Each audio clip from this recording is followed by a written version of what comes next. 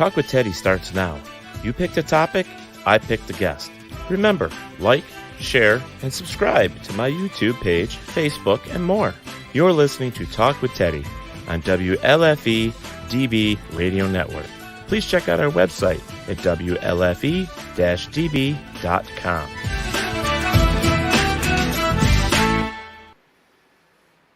All right, everybody, welcome to another episode of Talk with Teddy.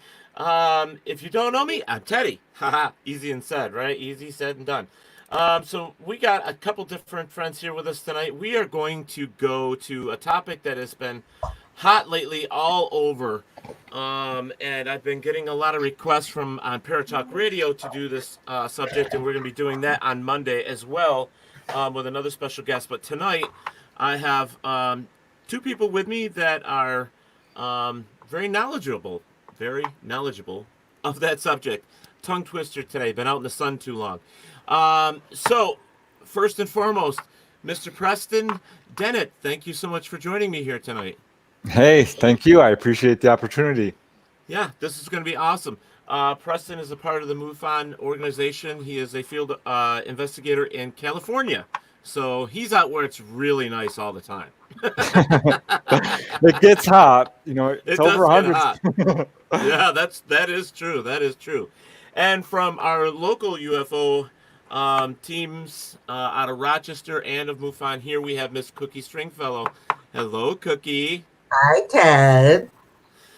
So it's nice to have you guys here with us. I'm just going to make a quick shout out to everybody here. Hello, Kathy DeGrasse, Chanel Fletcher, Stephen Brandt, and Nick. You guys know that that's in the chat room. This is how this works. You guys go ahead and put your questions up there. I will get them to our guests, and we will go from there. I will be starting an additional watch party, so we will be roughly, 15, 16 places we'll be streaming to today, or tonight, I should say, all over, which is going to be great. But I'm going to start this out right now with Preston, because literally we're seeing a lot of stuff about UFOs lately on the news. A lot. It's not like it used to be where periodically you would see something. And most of the time it was probably in one of those, what do they call it, Esquire or whatever. You didn't really know it was real or not. But this seems to be real. Government actually saying, hey, this stuff is really happening, or they admitted it at least. And what's your take? I mean, are we going to keep seeing more and more of this, in the news? Yeah, I think so. I've always kind of predicted this. This is a very important subject. The truth can't be covered up. It's going to break out into the mainstream at some point. Right. And it's beginning to happen. I mean, it's very, very pervasive in our culture. It's in video games. It's, the number one subject in science fiction and movies. It's all over the place in advertising. Right. They're not going away. I think there's a steady escalation of cases, certainly a steady increase in awareness of this subject. Right. MUFON continues to get more and more reports. So does NUFORC, National UFO Reporting Center. So yeah, this is something whose time has come. I'm glad to see more attention being paid to it. It's definitely getting more accepted for sure. Yeah, I was going to say that not too long ago we were seeing videos on YouTube about some triangle-looking shaped UFO or something over towards California or something not too long ago. There was something like that. I remember. I should have dug it up, but yeah, it seems like there's a lot of different sightings happening. You can turn on the TV and see paranormal stuff, and they always talk about UFO sightings, these lights in the sky, or weird stuff. So I think there's a lot more that we're just not hearing about, maybe, and it's we know about the government cover up. I've learned that from Cookie over the years, and the amount of stuff that's been what's funniest to me now that all this stuff has come, my mind is going a million miles a minute here because I got so many questions. But it's taken so long for the government to say, okay, finally, let's let our pilots say something, or sure, we'll admit this, we'll admit that. Um, It wasn't very what much now, was it? No, but what's getting me is I'm kind of feeling this other reaction from the public is like, why should we believe them now? Yeah, Why should we take the truth that they so call are saying now? Why? right? Exactly. This is the price they're paying for lying to us for so long, for denying a subject they knew full well was real. This is what Right. caused the formation of MUFON and other UFO groups like APRO and NICAP and QFOs and all of them, because our government wasn't stepping up, Right. and, and now they're paying the price. And I agree. I mean, disclosure is coming, but in a certain sense, who cares what the government says at this point? It's taken them too long. Yeah. We already know UFOs are real. Most people believe this. More people even believe our government is covering up than actually believe in UFOs. So, yeah, I understand from a military standpoint, why our government has had a real hard time with this. But they've really bungled it. I think it's time to set things straight. And these little baby steps they're taking are progress, but it's infuriating, honestly, to see this blurry film of a UFO and have one pilot saying, this is what I saw, when we know they have 100 times that, 1,000 times that, plus physical evidence. We know they have it. Well, Cookie and Cookie's a real good friend of mine, and anytime I have anything about UFOs, I usually go to her because she's the first person to me that knows, a lot more than I do with this stuff, so I can go to her. And Cookie was one of the first ones that was telling me about the cover-ups, and she was always into some of this stuff that I wasn't into. Yes, I'm into paranormal, but it's more ghosts and Bigfoot and stuff like that. But she covers so much with the UFO, and she's got her own UFO group here in Rochester. So, I'm glad, Cookie, last minute that I called you, you could come on here. I'm so happy that you could do it. You you have certainly been an inspiration for me with the UFO stuff, and that's why I wanted you here. I mean, you've been talking about the cover up for years, and you've been talking about all this stuff that have been happening, and you're always updating. I mean, every time we have go to the events, you're always updating your information, which is fantastic. And are you on the same page with what I was saying with Yes, Preston, that the public is just they're basically they're saying, who the hell cares though? Who yeah, cares? You've been lying for 50, 60 years. Do you really think we're going to believe anything you say now? You know? I know. I understand that. But a lot of people still don't believe in them, even though the Pentagon has come out and said, yes, they're real. Right. Well, I was going to ask, I know that in the paranormal, you could do your research and you can say, and type it in on Google and stuff and say, hey, I want to know how many people in America believe in ghosts and hauntings. And it's 42%. Okay.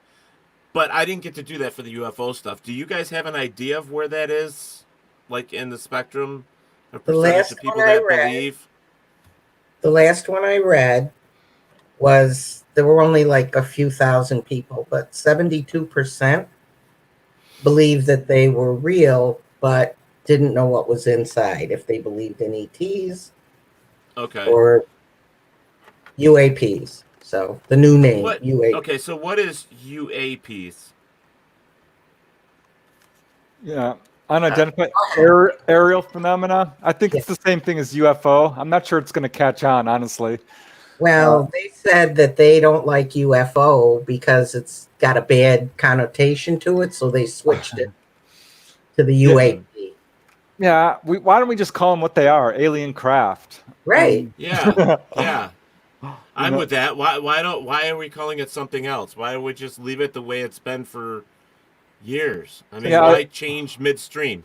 A euphemism has always been a kind of a device to deal with subjects we're uncomfortable with. They're not dead; they're just passing on. You know what I mean? Yeah. Yeah. It's some of it is strange. Hello, Brian Wilson, Ernie Atwell, Barry Martz, Pamela Phillips, Linnell, thank you. Hello, and James Milligan and Barry Martz as well. Good evening, everybody. We are sitting down and we are talking UFOs tonight. it's just I've been seeing and hearing a lot of posts lately, and I'm sure you guys have too in the social media. And I reached out to Preston, and I've always had the opportunity to talk with Cookie Stringfellow here about UFOs. She's from Rochester. She's actually 30 something minutes from me. But I wanted to bring Preston in too because he's a field investigator as well from MUFON, and just kind of get their take on what the hell's going on. You know, that's literally what's in my head. It's like, what the hell is going on? I mean, you, like I said, you can turn on the TV, and you're seeing stuff, and you know, I'll bet you,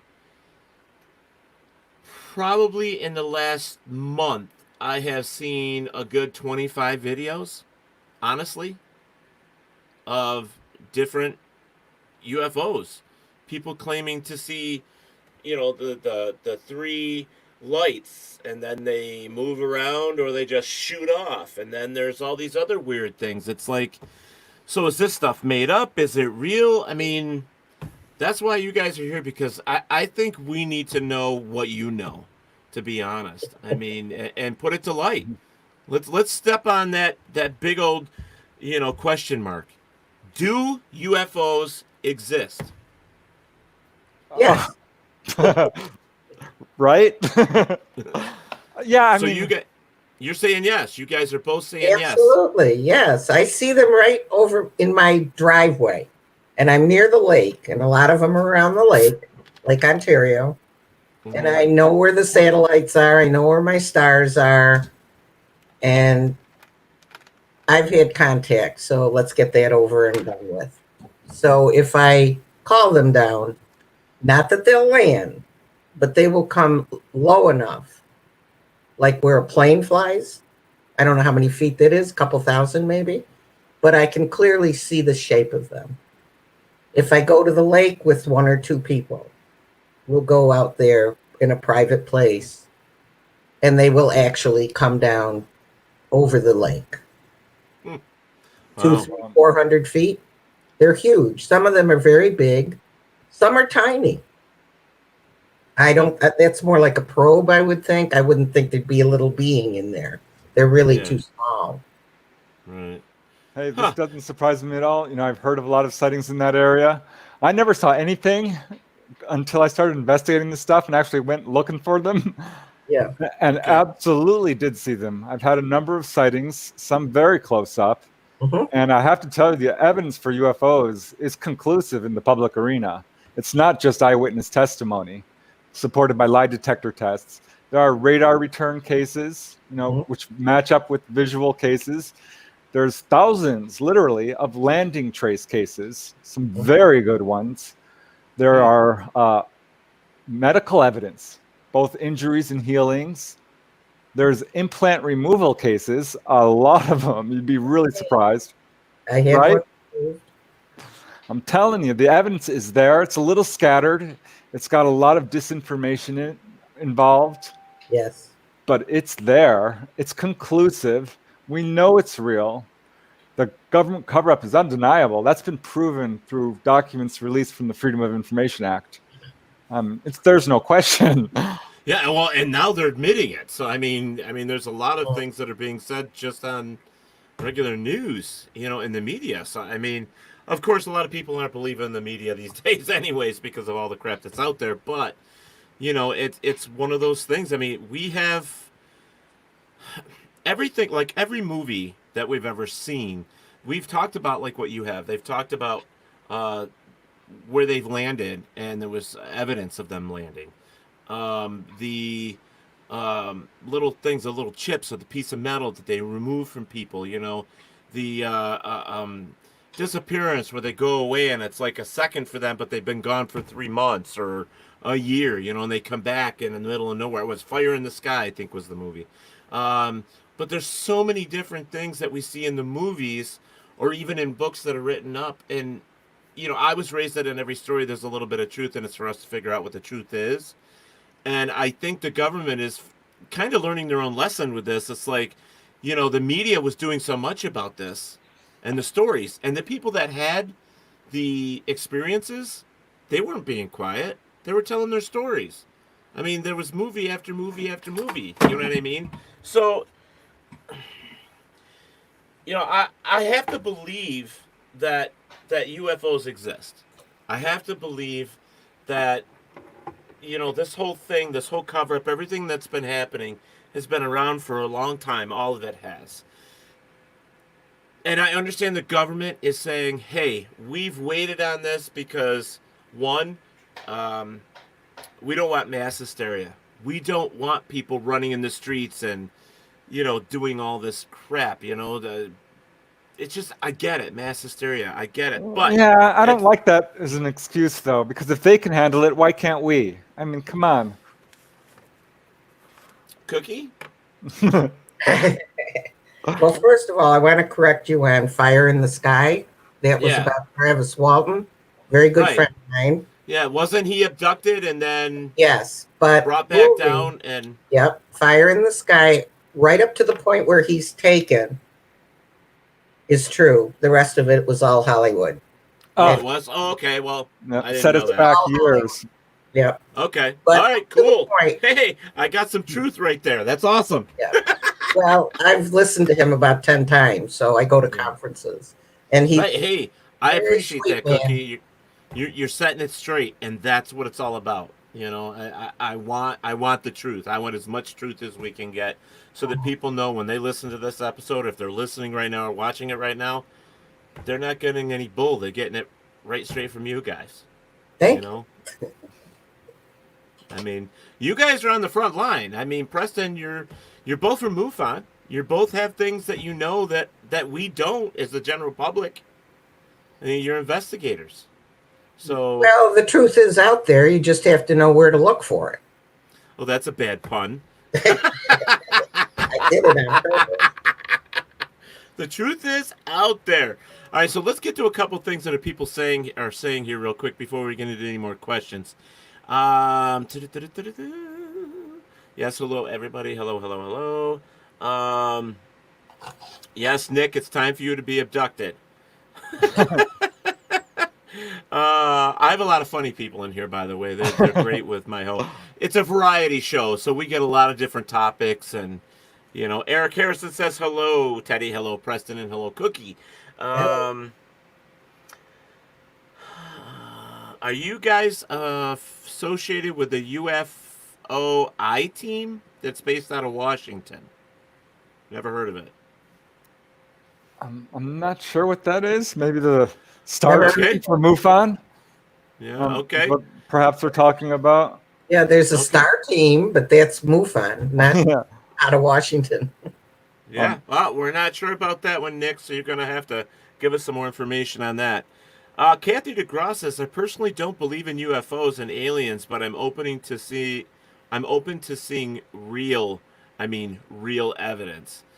I'm going to answer, or I'm actually going to say this to Kathy, because there is just too much out there to say that it doesn't exist. We're so quick to say that ghosts exist. We're so quick to say that God exists. We're so quick to say love exists. But we can't prove them either. So why not UFOs? Why not aliens? Hey, And they have proof. what I always tell people, if you don't believe, I challenge you to do this little exercise. Ask the people that you love and trust, your circle of friends, family, and coworkers, and I think you'll get a real surprise. That's kind of what happened to me. A lot of people I love and trust were keeping secrets from me. They weren't talking about their UFO encounters. A lot of people don't. No. But there Are is they afraid? evidence. What are they afraid of by saying that, though? By not telling you? Well, given that this was 30, some years ago, there was a lot more ridicule back then. Mm-hmm. And there's been a strong, really concerted campaign from our own government to make people who report UFOs look like liars, people on drugs, Yeah. crazy. Yeah. And it's been effective. It has. To this day, I always have to ask people, is it okay if I use your name? And thankfully, at least half of the people I interview will say, yeah, it's fine. But some no. They're not ready. And James, oh, go ahead. Go ahead, I just Cookie. want to say something. Back then, look at the movies that they were showing, and that would scare anybody. It's all doom and gloom on these. There's never a decent one except for E.T., the little Right, short guy. right. That was good. But all these other ones, they show them. And I do have a question. I can hold up, but I can wait. I do have a Okay. question for you, Preston. You want me to do it now or wait? Well, I've got a couple things here. If I can get to these right here in the chat Okay. room first, we'll do that. Because I'm really curious because James Milligan is saying here, with the latest reaction to this virus, do you think the public is really ready for the full-blown truth about aliens? I do. I personally do. I think we can handle it. We've handled, the nuclear crisis. We've handled AIDS. We've handled all kinds of things. Pandemics are really nothing new. I think the media did kind of grab this thing and ran with it, and really caused a lot of fear surrounding it. Yeah, it's a serious event, but we handle what we have to handle, and the Right. truth is the truth. You can't censor the universe. It's to Right. no one's advantage to cover up the truth. It only causes fear and hysteria. We can get through anything by just love and knowledge coming together. It's very simple and very easy.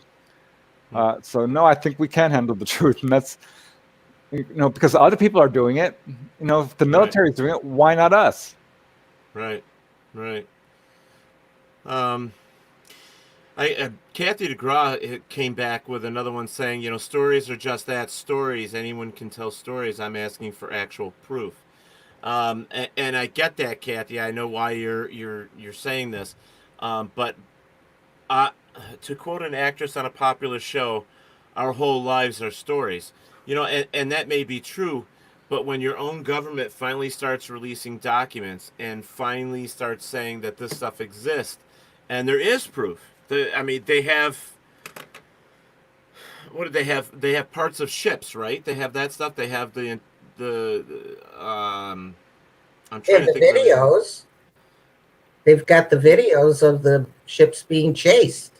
Yeah. From the pilots. The pilots themselves The are saying tic-tac this. and Right. So, but there's more. It's anything real that we've ever seen on TV that that they've actually got alien bodies.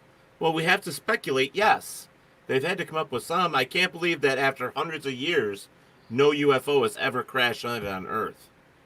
They've had to. It's not just Roswell. Yeah. Right. Yeah. I think Cookie can agree with this. The Roswell crash is just one of them.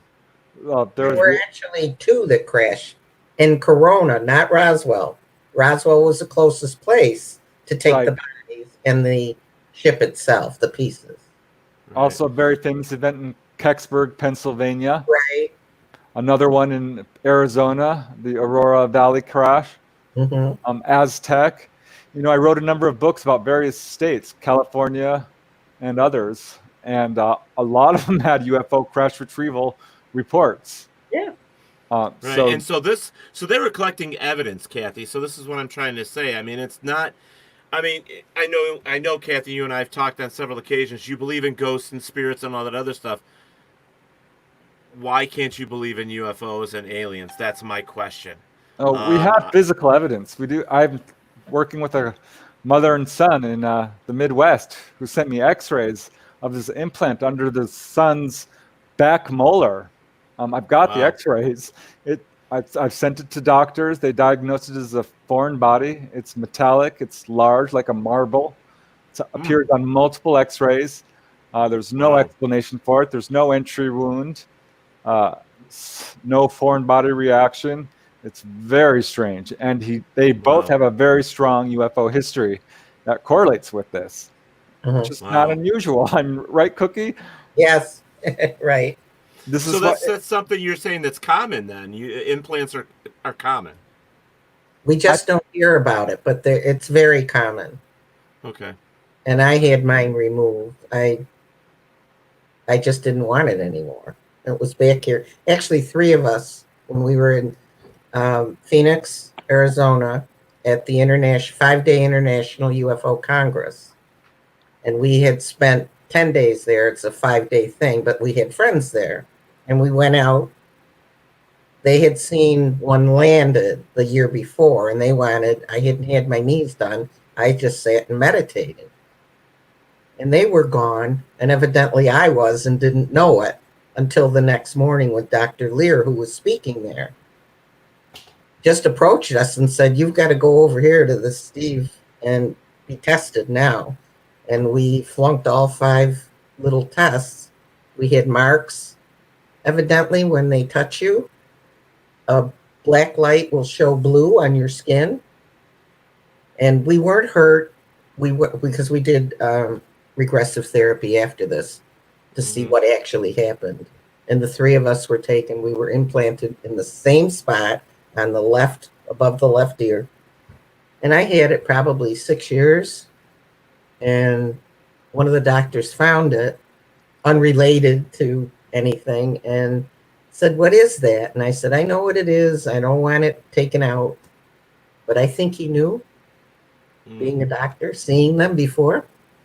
But people get them. They stay, and usually you're taken more than once. Once to get it, or maybe it's the 50th time. Nobody knows why they well, we do know. It's to keep track of us, but well, you know what's weird, Cookie, I'm going to be honest with you. Our own civilization is starting to chip ourselves. I mean, we're starting to do that now. Don't get me started on that. But I'm just saying. I mean, it's happening now. People are being chipped every single day, and what is the purpose for it? Well, to me, the purpose of it is for the government to get what they want out of us. There's always going to be something in why we're being implanted, to follow us, to get information from us if we ever did anything evil or bad, like robbing banks. They're going to have a quick way to find us. I mean, just a whole bunch of stuff. Okay, our personal life and everything else, whatever. I'm not even real thrilled about that myself. Until the time they say we have to and come after me with a gun, it ain't happening. But it's one of those things. There's a chat going on in here, and they're talking about the separation of the UFO. Okay, so it's an unidentified flying object, meaning one is terrestrial or extraterrestrial. So we're talking aliens. We're talking creatures not from this planet, right? That's what I'm assuming we're talking about. We're talking about UFOs, and we're talking about little green men or gray men or whatever. I don't even know how many different aliens there are, and hopefully these two will enlighten us on that. But that's, guys in the chat room, that's what I'm talking about. I'm not talking about just flares or a weather balloon or something that the Russians are flying over here or whatever, something that's identified to that. I'm talking unidentified flying objects as in extraterrestrial beings. I'm talking about aliens. So that's what I'm getting at here. Okay. And as in the movies that are out there, the movies, I'm going to tell you the same thing I tell you about everything else we talk about on this show. Movies are entertainment. There may be some proof to it or some truth about it, but we never get 100% of that in a movie. So to me, take what you want out of it and throw the rest away. It's entertainment, and that's it. Cookie, I actually had a question for you from Kathy. She asked, Miss Cookie, what is your proof that aliens exist? I've seen them. I've been on their ships. I've been taken. I don't use the word abduction because I go because I want to. I want to learn from them. So she's a willing participant? Yes. Since my 20s. Since her 20s. And yes, the government is good for cover-ups. So since we're talking about this whole thing as in the alien forms, do we know how many alien forms there are that have been here? Do we know how many there is? I mean, I'm sure we'll never know. I mean, there's probably thousands, but what do we know of the aliens that have actually been here on Earth that have showed themselves or accidentally got shown? Well, supposedly there's 4 various types and then subgroups. At one time, one of the investigators said there's 52. Now, I've only seen 3, so I can't answer that 100%, but I know there's got to be more than 4. There has to be. The universe is pretty big. Can you expand on that, Preston? Yeah, I think there's a lot. Yeah. Certainly in my own research, I think this is backed up by others, other major researchers, and certainly I think Cookie will agree with this. We see mostly grays, some variation of that. In my own research, it's at least 50%. Short, 3 foot tall grays, all the way up to 5 foot, even a little taller. Yeah. I'm not sure they're all the same exact group, but beyond that, we have praying mantis type, the mantids. That's fairly common, as well as human-looking, sometimes called Nordic. I don't really like that term, but basically, yeah, human-looking. But like Cookie says, there's an incredibly large subgroup of short humanoids, tall humanoids, humanoids really of every type that are very difficult to categorize. And you have light beings, and you have an incredible uniqueness to each case, I think. You forgot reptilians. Reptilian. I don't get a lot of those, actually, but it does come up. So yeah, there's a few major types for sure, but there's, like Cookie said, it's a large universe out there. And like, I recently I often get contacted by people who describe an entity to me and are very curious to see if I've ever heard of it. And, as often as not, I have to tell them, no, I haven't. A 9 foot tall, orange haired humanoid was one. Another guy said these guys were 10 feet tall. And I'm like, 10? He's like, listen, I'm 6.5 feet tall. These were well over 3 feet taller than me. These were very tall guys. And his friends saw them too. That's another point I would make to skeptics, is that most people who see UFOs are not alone. They're usually with another person in most cases. Right. Have you heard of Pascagoula? 1970, Calvin Parker. His were square-like, really weird with these things coming out of their head. His description. Really? Yeah, really weird. I met him this past September at the Phoenix thing again. And also the Kevin Day, the radar guy with the tic-tac. No kidding. I'm going to Skype in sometime in the future to my group. Yeah. Well, I want to back up because I want to kind of get a little bit... it's not just about the UFOs, it's about you guys too, because people want to know the credibility and why and all this other stuff, and I get it. And Cookie, I've known you well enough so I can, but we're going to start off with Preston. Preston, what got you into this? What got you into being a MUFON member or being involved in the UFOs first and foremost? Yeah, I was very skeptical. I was kind of dragged into it kicking and screaming. It was not good news as far as I was concerned, because I heard this report in the news, November 1986, about a sighting over Alaska. So now a very well-known case, Captain Chirochi saw this UFO which tracked his plane for nearly an hour. He tried to shake it by requesting a course change, which they granted. It didn't shake the UFO. It appeared on onboard radar and ground radar. There were other witnesses. It's a great case. But on the news, it was very tongue-in-cheek. They maybe took 20 seconds to cover it and just kind of laughed about it. But they showed the pilot, and I thought, my God, this crazy pilot. What an idiot. He's on drugs. Right. I bought the Air Force line and sinker. Hoax, hallucination, or misperception. But I remembered my brother had seen a UFO. He had come running in some 5 or 10 years earlier and said he saw one, and we all just kind of, yeah, right, laughed at him. And I asked him about it. I'm like, Mark, what did you see? He's like, oh man, it was this metallic object. I can't believe you're actually listening to me. And he said it had little lights around it, a dome, and his friends were there, Greg and Phil. And I'm like, well, let me talk to Greg and Phil. And Greg and Phil are like, oh man, it was amazing. And so I'm like, these guys are not lying. I'm not sure what they saw. So I started asking my whole family and got a really unhappy surprise when I found out a good 20-30% of people I knew had very close encounters. Wow. So I went to the library. I'm like, I'm going to disprove these guys. And instead I found that this subject had been studied for decades. I was relatively a latecomer to the field. And there was an enormous amount of evidence already. Mm-hmm. So I joined all the UFO groups. I started interviewing people formally, questioning my own past, because this is within my family. That really made me kind of nervous. My sister-in-law saw Grays face to face. Saw Grays.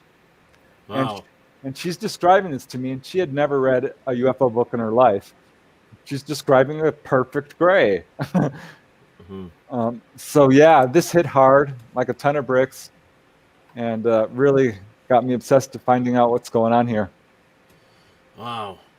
Now, Cookie, if you want to explain real quick for the people that hear how you got involved with it, that would be awesome. I've always been involved with it.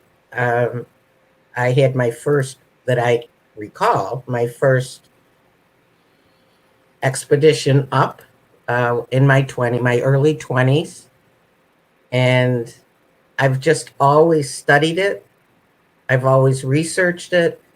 But in, 2007, I went to the library to hear Richard Dolan speak. Now, he lives here in Rochester. I live in Irondequoit, actually, a suburb. Mm-hmm. And I approached him after, and I said, I want to start a group. And I've been studying this longer than you've been alive. And I said, will you help me? Because he was a good name, upcoming, became very famous very quickly with his books. And I started a meetup group. And we had originally 20 people. I now have well over 300 members. They don't all come. We usually have 40, 50 people a month, once a month we meet. But I don't know if you know what a vector is. I know what a vector file is, but I don't know what a vector is. Vector is when you specifically go out, you do a particular meditation. We do have a tone that they left inside Stonehenge, Dr. Stephen Greer. And he started this, but I'm sorry, Ted, I had to do it. That's all right, whatever. Not one of my favorite people. That's okay. But he started doing these vectors. So we started, and we have a private group of 9 of us. And we go to the lake, and we call them down. And we play this tone. It's in over and over again. We do a particular meditation to call them down. And 9 times out of 10, they come down. And sometimes we go for a ride with them. And I'm saying that lightly because 2 or 3 in the group were petrified. They had never been taken before. And I think the only reason they came was because they were with us. They had no choice. We were gone for 3 hours. And I had turned off all the video recorders, 2 of them, 3 recorders, little recorders. And at 1:25, I turned everything off. Nobody said a word. The next thing we knew, it was 3 o'clock in the morning. And that was in 2007.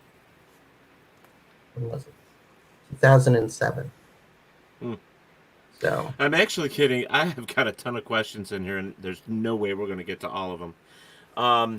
But this is a conspiracy theory that's out there, and I'll go to Preston first on this. Do you think the COVID-19 thing has anything to do with UFOs and aliens? No, I think they're probably aware of it. One of my books that I wrote is The Healing Power of UFOs. It covers some 300 cases of people who've been physically healed as a result of a UFO encounter.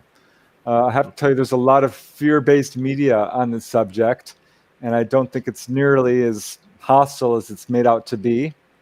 I think UFOs are, generally speaking, nothing to be afraid of. They're people like us, but I do feel that they're perfectly aware of what's going on. I looked into it, all the cases, and I'm like, wow, I've got 10, 15 cases of people who've been healed of flu.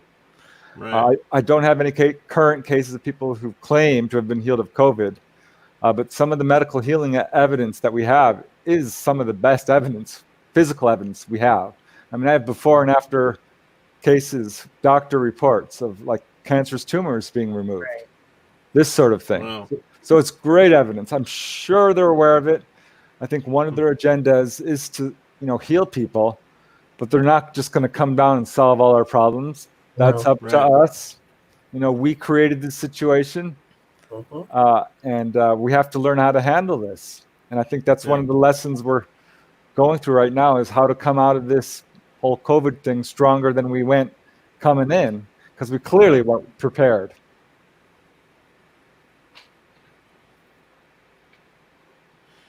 Cookie, did you have anything else to add to that? I don't think they have anything to. I agree with Preston. I don't think they have anything to do with this virus. I'm sorry. I'm reading that. I mean, there is a lot in here, but I'm going to make a kind of a regular statement here, guys. We're going to try and get to as many of your questions as we can. The other thing, though, is I guess I'm going to try it, and I'll ask you guys, like, proof. People want to know what we consider evidence, what we consider proof. And if Preston, if you want to give an idea of what, like for you guys, like from MUFON, what do you consider evidence or proof that these things exist? Right. There's all kinds of evidence. Eyewitness testimony is evidence. We use it in court. Photographs are evidence. It's not as great evidence as it used to be because it's easily faked. But what we do have now in terms of UFOs is some fantastic evidence. The Socorro landing trace evidence has metal fragments. There are numerous, the Delphos landing case in Kansas. There are some really great landing trace cases. There's the Trans-Provence case in France where it crushed railroad ties. They know this thing weighed, over 1,000 pounds. Wow. So these are landing trace cases. That's pretty good evidence. We have the implant removal cases, which was largely headed by Dr. Roger Lear, but certainly not the only guy. And some of these implants are very strange. Not only is there no foreign body reaction in the body, but they're composed of very strange minerals like meteoritic iron. How would a meteor get in someone? And a few of them actually do have electromagnetic pulses coming out of them. They're magnetic. There's a lot of strange qualities to them. That's great evidence. So we have physical evidence. We have circumstantial evidence. We have, a wide variety of evidence. Enough, I think, to prove in a court of law, certainly, and to anyone who's objectively minded enough to take a look at it, that this is a real phenomena. We're not precisely sure what it is. I think the theory that fits best, and still a theory, is extraterrestrial. Because, yes, there are reports of crashed UFOs, but I haven't seen them. Right. You can't access the alien bodies. So that's still circumstantial evidence based on eyewitness testimony. But the physical evidence is absolutely there, and I think Cookie will agree to that. There's enough physical evidence for sure. Okay. You didn't mention videos. Right? There's still a lot. There's really close-up videos and the beings coming out. And there's a man down in lower Pennsylvania, western Pennsylvania, that his people that he investigates have seen, this is going to sound way off, but they have seen a Bigfoot entering a UFO. Where's that come from? And see, that's so weird, Cookie. I mean, you know where I'm going with this. I have a problem with that. I know. I have a huge problem with that. I do too. But witnesses have come forth, and it's not just one or two. It's a bunch of them, different places. They don't know each other. that have witnessed this. Yeah, I had my I'm own sure. UFO. I had my own UFO Bigfoot case once. I'm like, great, because I did not want to investigate Bigfoot. It's weird. Yeah. I thought it was going to be opening a can of worms. I didn't want to get into it, but I had to. And there's a very, very, very small minority of UFO cases that intersect with Bigfoot. And it's Right. precisely the same for Bigfoot. Most people who see Bigfoot don't see UFOs. Okay. But That's right. not to get into Bigfoot, but yeah, I had to research that. I ended up writing a book about it, more than one. There's an enormous amount of evidence for that as well, which is a completely other show. But Yeah. That doesn't believe it. I know. James Milligan here is saying, but isn't the truth more than UFOs? Are there aliens among us? Have Oh yeah. they been crossbreeding with humans? Yes. Definitely. Definitely. And you're in agreement with this, Preston? Yeah, I am, and I'll tell you why. It's one of the things that actually kept me out of UFO research was pretty much all, universally speaking, are reports of UFO entities are humanoid. They look very much like the human form, with eyes, nose, mouth, head, arms, and some look just like us. That raises serious questions. And I have to tell you, from the very beginning, one of my first cases of someone being taken on board a UFO, they described the hybrid baby phenomena. Yeah. This was before Bud Hopkins' second book, or his first book, Missing Time, had come out, but it wasn't a bestseller yet. It was just by a small publisher, and Intruders hadn't come out, he's the guy who really popularized the idea that this is probably happening. A lot of people are experiencing these hybrid babies. And I'm like, holy cow, here I've got my own case, and then another, and it's been regular ever since. Absolutely, it's true. It's one of their main agendas. I think the Greys have a problem with reproducing. We've heard this from different experiencers, people who've been taken on board completely independently. They don't know anything about each other, and yet they're telling the same exact story. They describe the inside of UFOs almost exactly the same. It's incredible to hear these people from other sides of the country and the world describing the inside of UFOs in exact same terms. That makes perfect sense, because everything that we hear and we see is that they are humanoid. I've heard interviews. They have 2 arms, they have fingers, they have feet, they have the legs, the eyes, they have all that stuff, so they're humanoid. Very Star Trek. Yeah. But at the same time, there have been other ones that have been described as being more of a insect-looking alien. It's still got eyes, nose, and a mouth. Yeah, the praying mantis. Why that? Yeah. I've heard cat-like, by the way. But cat-like? I've heard that several times. Wow. But not necessarily with hair, but cat-like eyes, and just remember like a bald cat right behind me. Well, that's that this is all cool information. And folks, you know how I feel here in the chat room. You don't have to believe anything that these two are saying, but you at least have to be open enough to take what they're saying in, to say as a consideration, saying maybe what they're saying, maybe there's some truth. I'd like you to at least think about it and be open-minded, I guess is what I'm saying. We do that with all of our programs, whether you're a singer or a magician or whatever. So Cliff Cameron asked, so if aliens come to Earth on a regular basis, do they have an agenda? And do we have any idea what it is? Well, I was going to ask Preston that, one of the questions. Let me just put my glasses on. Just want to find it here. Okay. Most people have heard of our Space Force and ATIP and all of that.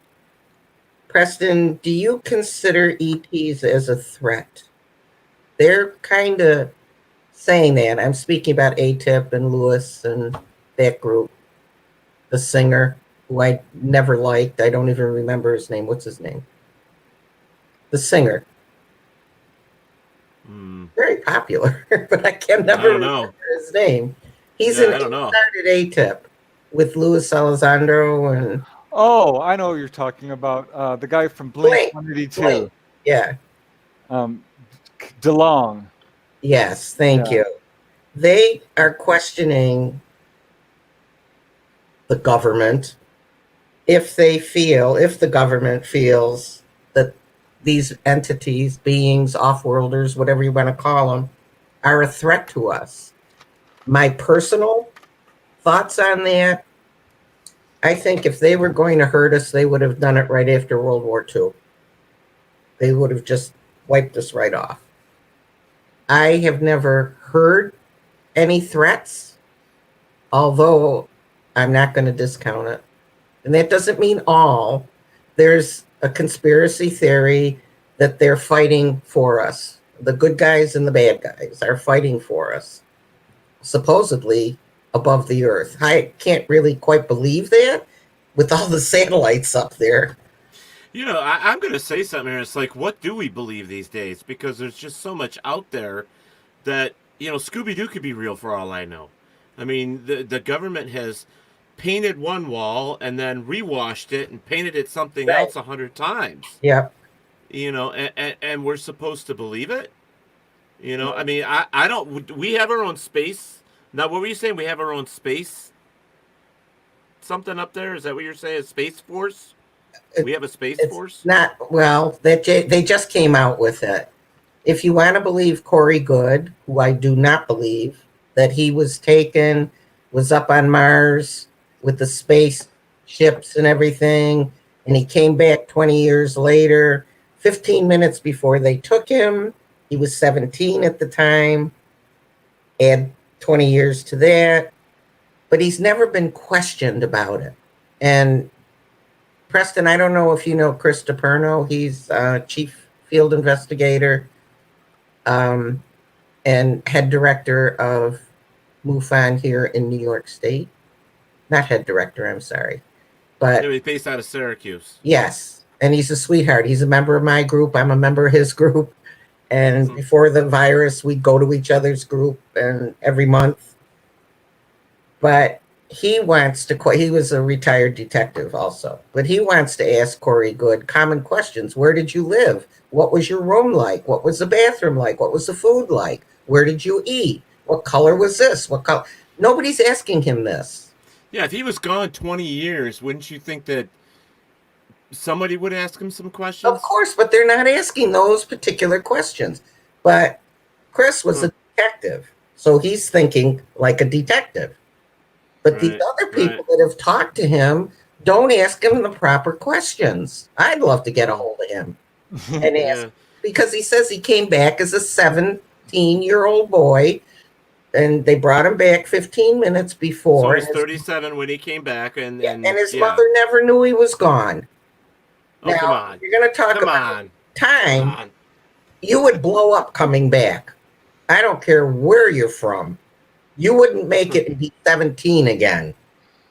Yeah, I've had UFO cases that involve stopping time and what appear to be time travel, but nothing like that. Whenever I hear a story that is like what I would call an outlier, I put it on the back burner. I'm not gonna, judge it until I can get something to corroborate it. So and until then, I'm like, I'm sorry, true or not, I can't. There's little I can do to validate something like that. But I can tell you, you asked me whether I think these are hostile. I agree with you, Cookie. They have been around for a very long time and had all the opportunities they wanted to take over, if that's something they wanted to do. That's not to say I don't think they're intervening, in a very big way with society and are very manipulative and not always forthcoming with information. But I don't think there's something to be afraid of. I do have a problem with people being taken against their will. Right. Kidnapping is a crime, no matter how you cut it. I think that they've got their excuses, but that's something they're going to have to work out if they want people to accept them, because people are being perceived as being taken, and it's not always fun. No. However, that said, abductions are not, I don't like that term. I call them onboard experiences. I think that's more accurate because many of these experiences are voluntary. People have no problem going. And it can be very scary, it can be painful, and some of these experiences are not pleasant. However, what I don't see is what I would call sadism, deliberate torture, murder, things that we do regularly in large numbers. They don't do. You're right. So what we're seeing is basic human behavior skewed towards the more positive side. And this goes towards their agenda. And I think we've got a good handle on the ET agenda. I really do. We know they're hovering over our mines because they've got cases where they're over the copper mines in Arizona, iron mines, metal mines of all kinds, diamond mines. They're taking our metals. That's one of their agendas. Another is this hybrid baby agenda. They're absolutely very interested in genetics. They know more about the human body than we do, I think, as evidenced by the fact that they can heal chronic diseases that we can't. The single most common thing people experience when being taken on board is physically examined. So that's definitely one of their agendas. But when people are given messages, and it's not uncommon, they're very positive. And this is why I think this is nothing to be afraid of. People, when they get some communication with the extraterrestrials, it's usually, most commonly, some type of warning or perhaps advice in terms of nuclear proliferation, overpopulation, our warlike ways, our prejudices against other people who are different, things like this. They're very concerned about our planet. That comes up over and over and over again. It's their number one message. I hear it all the time. Yep. Second to that, people are taken into the engine room. It's very friendly. Bless you. Thank you. They're put in the chair and told how to pilot the craft. Not uncommon. I did that once. Telling you. And and they say, why are you using fossil fuels? This is how we do it. You need to get off fossil fuels. And thirdly, there's a very strong spiritual agenda. People come away from their, right, Cookie? They come away from their experiences and they can do hands-on healing, Reiki. They can do channeling. They give psychic readings. They start having out-of-body experiences, precognition. I've had a number of cases where the ETs have specifically told people that, for what you have given us, we are giving this gift to you, which is the ability of psychic awareness. Very, very common for people who have experiences. And I would love to hear Cookie's response to this, to have, psychic experiences. 9 out of 10 of everything you've just said. I'm Reiki. I'm a hands-on healer and a medium. Yeah, I'm telling you. I started looking at people who are being contacted. I'm like, is there a pattern? Why them? Why not one? And I couldn't find a pattern for the longest time. It's not really blood type, I don't think. No. Are they all ADD, ADHD? There's some sort of pull towards people who are a little bit different, I think. Yeah. Asperger. Okay. I'm not, so. But what I found... You're not any of that, Cookie? I'm a lot of what he said prior, but not ADHD, no. The only real pattern I found, honestly, was... I'm sorry, Ted? No, go ahead. Go ahead, Preston. Go ahead, Preston. I did find a pattern. It's not whether you're a man or a woman. It's not how old you are. It's not where you live. It's not your education. Right. It's none of that. What I found was it's your profession. It's what you do on Earth. And I kept running into people who are having contact, who were social workers, who were environmentalists, who were animal rights activists, who were doctors, teachers, writers, good people, inventors. Wow. So that and so kind of a loose pattern. Another pattern I found is if your parents have had contact, your grandparents, it tracks families for sure. Wow. But yeah, that's one pattern I found that's real strong. It's like people are doing healing or something along those veins. Right. Wow. There's a lot to take in there. Well, me, because of being a thinker, there is. I mean, I don't know about some of these other people, but I'm still behind on the questions, and I'm sorry, guys, but we're getting there. Um, Cookie, with you being a willing participant, is there a difference in the way that you are treated now compared to where your first experience? No, it's always been the same. I've never been probed like some people are. Well, We were that's part of the second question. They want to know about this anal probing. Is that true? It used to be. I don't think they're doing it anymore. They've gotten what they looked for. None of the 9 of us that were taken were examined. We were put immediately in a classroom. There were other humans and non-humans from God knows where, and 3 to 4 hours in a classroom. And I didn't believe it at first. This is going back 10 years. And I don't know if Preston knows or had heard of, he's passed away now, Robert O'Dean, Command Sergeant Major. He's a very Absolutely. good friend of mine. Got a picture of him right here on my office, in my computer. He asked me to help him going to Pennsylvania. And we were going to, believe it or not, a spiritual 5-day conference, but they wanted the ET brought into it. Are they spiritual? So that's what he talked about in 5 different days at 5 different places at Elizabethtown, Pennsylvania. And we were talking on the way. I had to pick him up in New Jersey. I'll make it brief. And we had to go past Harrisburg to Elizabethtown, very small college town. We were going there. And you know how when you're driving and your passenger's staring at you and creeping you out? And he was like 40 years older than I was, so I knew he wasn't trying to do anything fancy. So he had to go to the bathroom because he was older. And when he got back in the car, I said, Bob, you're staring at me and you're freaking me out. Why are you staring at me? And right off the top of his head, he said, you've been taken, haven't you? And I said, yes, I have. And he said, you were put in a room with other people and you were learning something, weren't you? And I said, how do you know this? He said, because I was on that ship with you. Not with you, but I was giving a tour. And we passed your room and you turned around and you blew me a kiss and waved. So that's how we met first. And that's why I felt, and he also felt, that we were old souls and just connected in that way. But I didn't think about it. I just said, okay. But then I studied it and I did a reverse hypnosis with a dear friend of mine who's licensed to do that.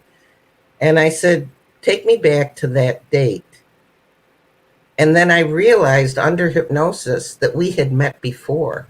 That was just years later that we happened to be on the same ship at the same time.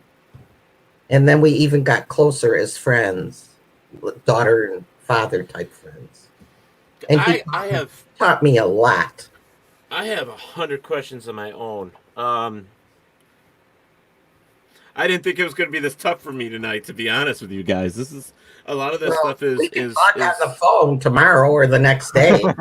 Yeah, I know. It's just that there's just so many questions going on in my head, and I know there's a lot in the chat room as well. I was kind of hoping that what they were, I haven't gotten to them all. Kind of hoping that they would be saying or thinking the same thing I was. I can tell you that the chat room is divided. There's a lot of that don't believe, and there's a lot that are willing to believe. I understand that 100%. And with everything that we have been told, and I think this is one of the reasons it's that way. Real quickly, I'm just going to say I was raised in a household where it was separated spiritually, Roman Catholic and a pagan culture. My mom is Native American, so our religious and our spiritual sciences or belief were totally different. Right. And one believed in aliens, one didn't. One believed in UFOs and all that, okay? But we never talked about it. We were always say, if you want to know about stuff like that, then we'll watch it on the news or go get a book or whatever. And the majority of the stuff, because kids, go get a book. Come on. I was never going to go get a book. Screw that. So I I watched it and I saw it on TV, whether it be a news report or a movie or an afternoon special or whatever. I've always had that drawn to it. But because of the way, like the government, like so many years have said, it doesn't exist, it doesn't exist, it doesn't exist. I think that kind of instilled in us as just a primary acceptance that it doesn't exist until something happens. You know what I mean? And so some people are always going to be, I want more proof. I need to know more. And I'm glad they're like that because I'm the same way in the paranormal. I just can't accept anything just by the word of one person or even 100 people. I have to have more. I'm always going to ask for more. And that's because that's the type of person I am. And I'm hoping these people in the chat room understand that no matter what we personally believe, there's always something out there that is going to make us question, make us think. And it's so it's just mind blowing. And first of all, I want to say that was I don't remember who it was that said it, but for us as human beings on one planet in this universe and multi-universes to think that we are the only intelligent life force out there is very arrogant. Very, very arrogant. Why would we be? You know, I hope not. I hope not either. I mean, I've heard. Documentations. I've heard things where, we've all talked about the Anunnaki at some point. There's always something, but you know, they have even claimed. Some scientists have even claimed in this whole thing that we hold a gene that is alien. It's not, from here. That recently came out, by the way. 2 weeks ago, 3 weeks ago, that came out. That question came out. So I think there's more out there, Hey, there's nothing like seeing a UFO to believe in it. I understand what it's like to be skeptic. This is a very, very touchy subject. It's like religion. It's like politics. It changes your worldview. But I do think if you look into it, if you do your homework, you will be shook up. You'll be really impressed by the quality of the evidence that is actually out there. Nick Muley says, I'm going to bring this up on the screen. Saw a UFO myself back in January 2008 near my house, in which I was 15 years old at the time. The encounter was brief, but even 12 years later, I can still recall and even draw a picture of it like it was yesterday. I think that's, wrong one. I think that's pretty much a common thing, that if you've ever had an experience, it's very vivid for you no matter how old you get. It's something that's always going to stay there. I got a cough, sorry. I just want to make one comment on that. No, feel free. That's why I put it up there. Okay, whoever asked that question, I didn't see his name. It wasn't really a question. Nick just said that he saw a UFO. He was just claiming that he had, and he can missing time. Huh? That's the first. Does he have missing time? That's one of the very first questions I asked. If they have missing time, he may have been taken, but as Preston will back me up on this, they wipe your memory, your conscious memory, but your subconscious remembers it. And you can go into hypnosis and you can actually see exactly what happened. Now, see, that's a good question for Preston, because of all the research in the books that he's written, how common is that where people don't really remember what happened? They wipe your mind because you're not supposed to know what happened to you, supposedly. But when I have gone into hypnosis, it's always my subconscious. You can't wipe that out. You cannot wipe your subconscious out. You can wipe your conscious mind, but your subconscious knows everything from the day you were born. Okay. Yeah, missing time is fairly common in association with close-up. This is something that took me a while to realize. In the beginning of my research, I had some people who were having very close-up sightings, and you don't always recognize when you have missing time. Correct. This can be a very disorienting event. So what I've come to realize is when someone has a very close-up sighting within a couple hundred feet, this is a red flag. This is a very strong possibility it's more than just a simple sighting. And there are certain things you look for to determine if there is missing time. Mhm. Did the UFO suddenly change positions? Do they have a very strong emotional reaction? Did they have any physical reaction? Did they have nightmares following this event? Are there any marks on their body? Things like this. Yeah, memory is a problem with close encounters, but I have to tell you, I've interviewed a lot of people, and some of them have missing time and some don't. They Right. remember. They remember everything. Yeah. I just wrote a recent book, and of the 15 cases, only one involves the use of hypnosis. I support hypnosis. We know it works. It's been proven in a police setting that show Mythbusters. I don't know if you remember that. Yeah, I do. Yeah. They set up a whole experiment where they proved regressive hypnosis works to recover details accurately. It works. And for that matter, people who are recovering this stuff under regressive hypnosis, their testimonies match people who remember this fully consciously. Wow. Detail for detail. Right. It's like Betty and Barney Hill.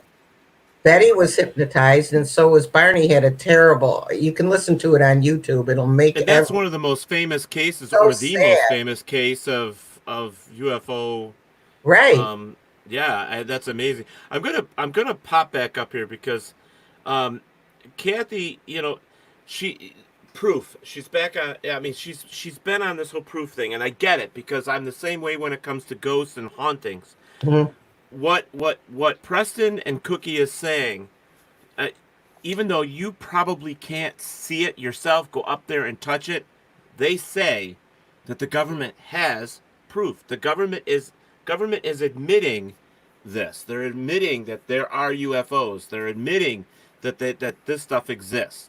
Then show us the craft. Until we see the craft, until we see the bodies, I don't blame people, for saying, "Hey, show me." Right. Because, but I'm just trying to make a point to her that let's just take it by the words. Let's just say, okay, so these people, like on your screen, Teddy's screen, okay, so pretend I don't know you, Cookie. Preston, I really don't know you, but let's just pretend we haven't talked. So, with the people that are in the chat room, if I was not already in the paranormal and I'm a skeptic, a skeptical investigator. First off, I don't believe everything that's out there. I never have. I never will until I get more. I am what they call a more guy, which means I'm not satisfied with 1 and 2 or 3 or 4 pieces of evidence. They need to interlock, and there has to be more to it. I have to be able to put them through experiments and so many different tests. So, with me, with the stories or what their truth is, what Preston and Cookie is saying, to me, do I want more? Of course I do. Sure. That's me. I always want to know more.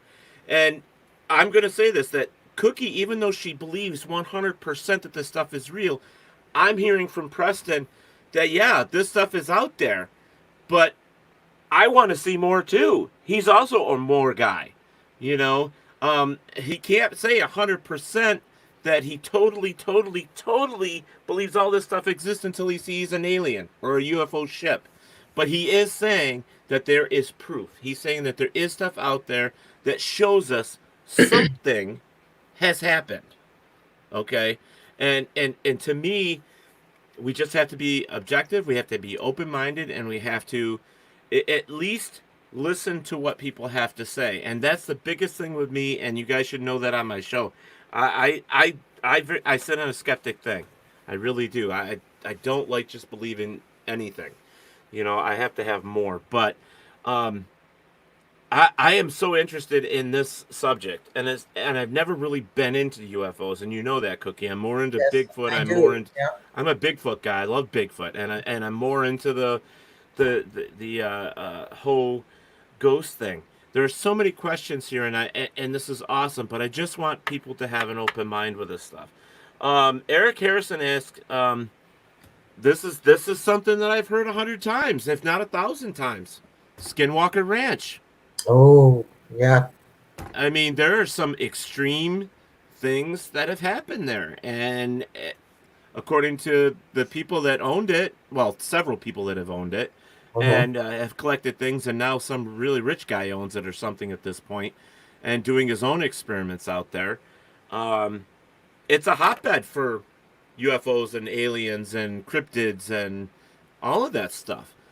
To me, if all that stuff is true, then there's a connection with all of it, from ghosts to cryptids to UFOs and all that. It's all been So seen there. yeah, it's a huge. They want to know what your opinion is, Preston, of Skinwalker Ranch. What do you know of it, and what's your opinion? Yeah, I think there is activity going on there. I've got a book on the case. I know the guy who wrote it, and I think there are a lot of evidence supporting what's going on there. It's not an isolated event, really. It's located in the Wichita Basin in Utah. Frank Salisbury wrote a book called The Utah UFO Display, which talks about all the activity that's going on surrounding the ranch. It's a very active area. There are certain areas that are like flap areas, perhaps wave spots. It's hard to say. Upstate New York is very active. There's certain areas, Sedona, Arizona, and that's one of them. An enormous amount of activity. And I'm very intrigued by the idea of multiple phenomena occurring in these places. The San Luis Valley, Colorado, also has cryptozoological creatures, and Bigfoot, the whole variety.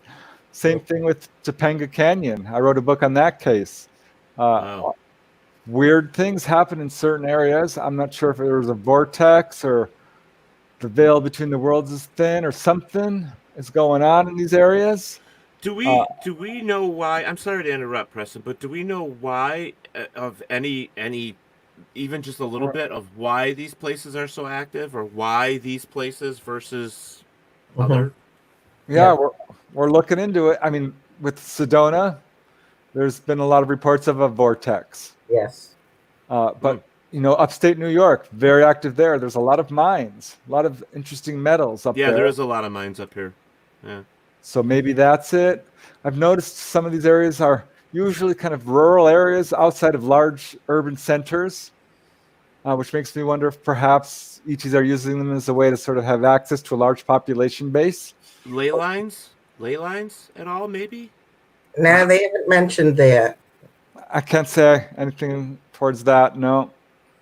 Now, do a lot of these places have high electromagnetic fields? I mean, and charges and stuff? Do they have something that's like, like when I do the research when it comes to hauntings and stuff, I try to look for something that's in every case. Is there anything like that in these? Do you know of? For these locations? I know the Topanga Canyon area, which is very active, has very large quartz crystal deposits. But no, I mean, this is still a new field of research. It's very cutting edge. We need to really throw some heavy duty money, equipment, and attention at this. Take it seriously. I think we'd make great progress. But would the government allow that? I think they don't think they have any choice. Right. It's private land. I don't think they have any choice. They have to start doing it, or they're going to lose control of the situation. If our government does not start disclosing, start taking this seriously, no one will ever believe them again. Well, are they taking it seriously? I mean, they've been keeping documents. They've been keeping these cases from us for 50, 60 years, 65 years, 70 years. You're not talking about Skinwalker then. You changed the subject. No. I'm just saying all of it in general. The government has pretty much just kept all of it under wraps. So they've had to be doing research on their own. So even if this guy from Skywalker Ranch decided he wanted to, I mean, I know he's doing experiments. He's spending money and doing that stuff now. But I hope I don't lose my train of thought here.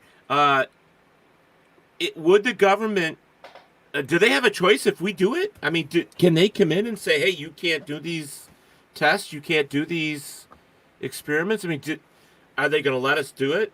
I mean, to what point? Well, there is an active cover-up. I mean, there's no doubt the cover-up is still in place. There are a lot of whistleblowers. There's a lot of leaks to this cover-up. It's not working very well. I think there is an agenda within the secret government to sort of disclose this stuff, but it's Right. very tightly controlled. And if a person comes into contact with a UFO that's crashed, or physical evidence, or absolute conclusive proof, that can be a very dangerous situation for sure.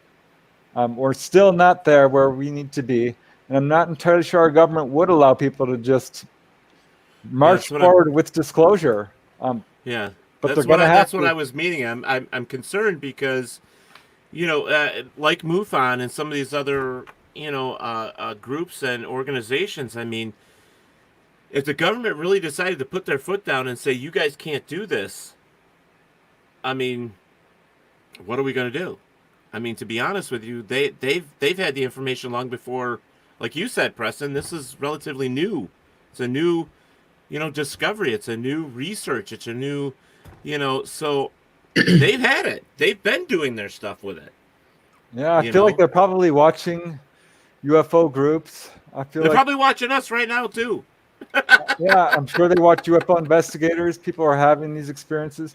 Because if you look at the history of UFO groups like APRO, the Aerial Phenomena Research Organization, well, they caught this, I believe it was the CIA spying on them.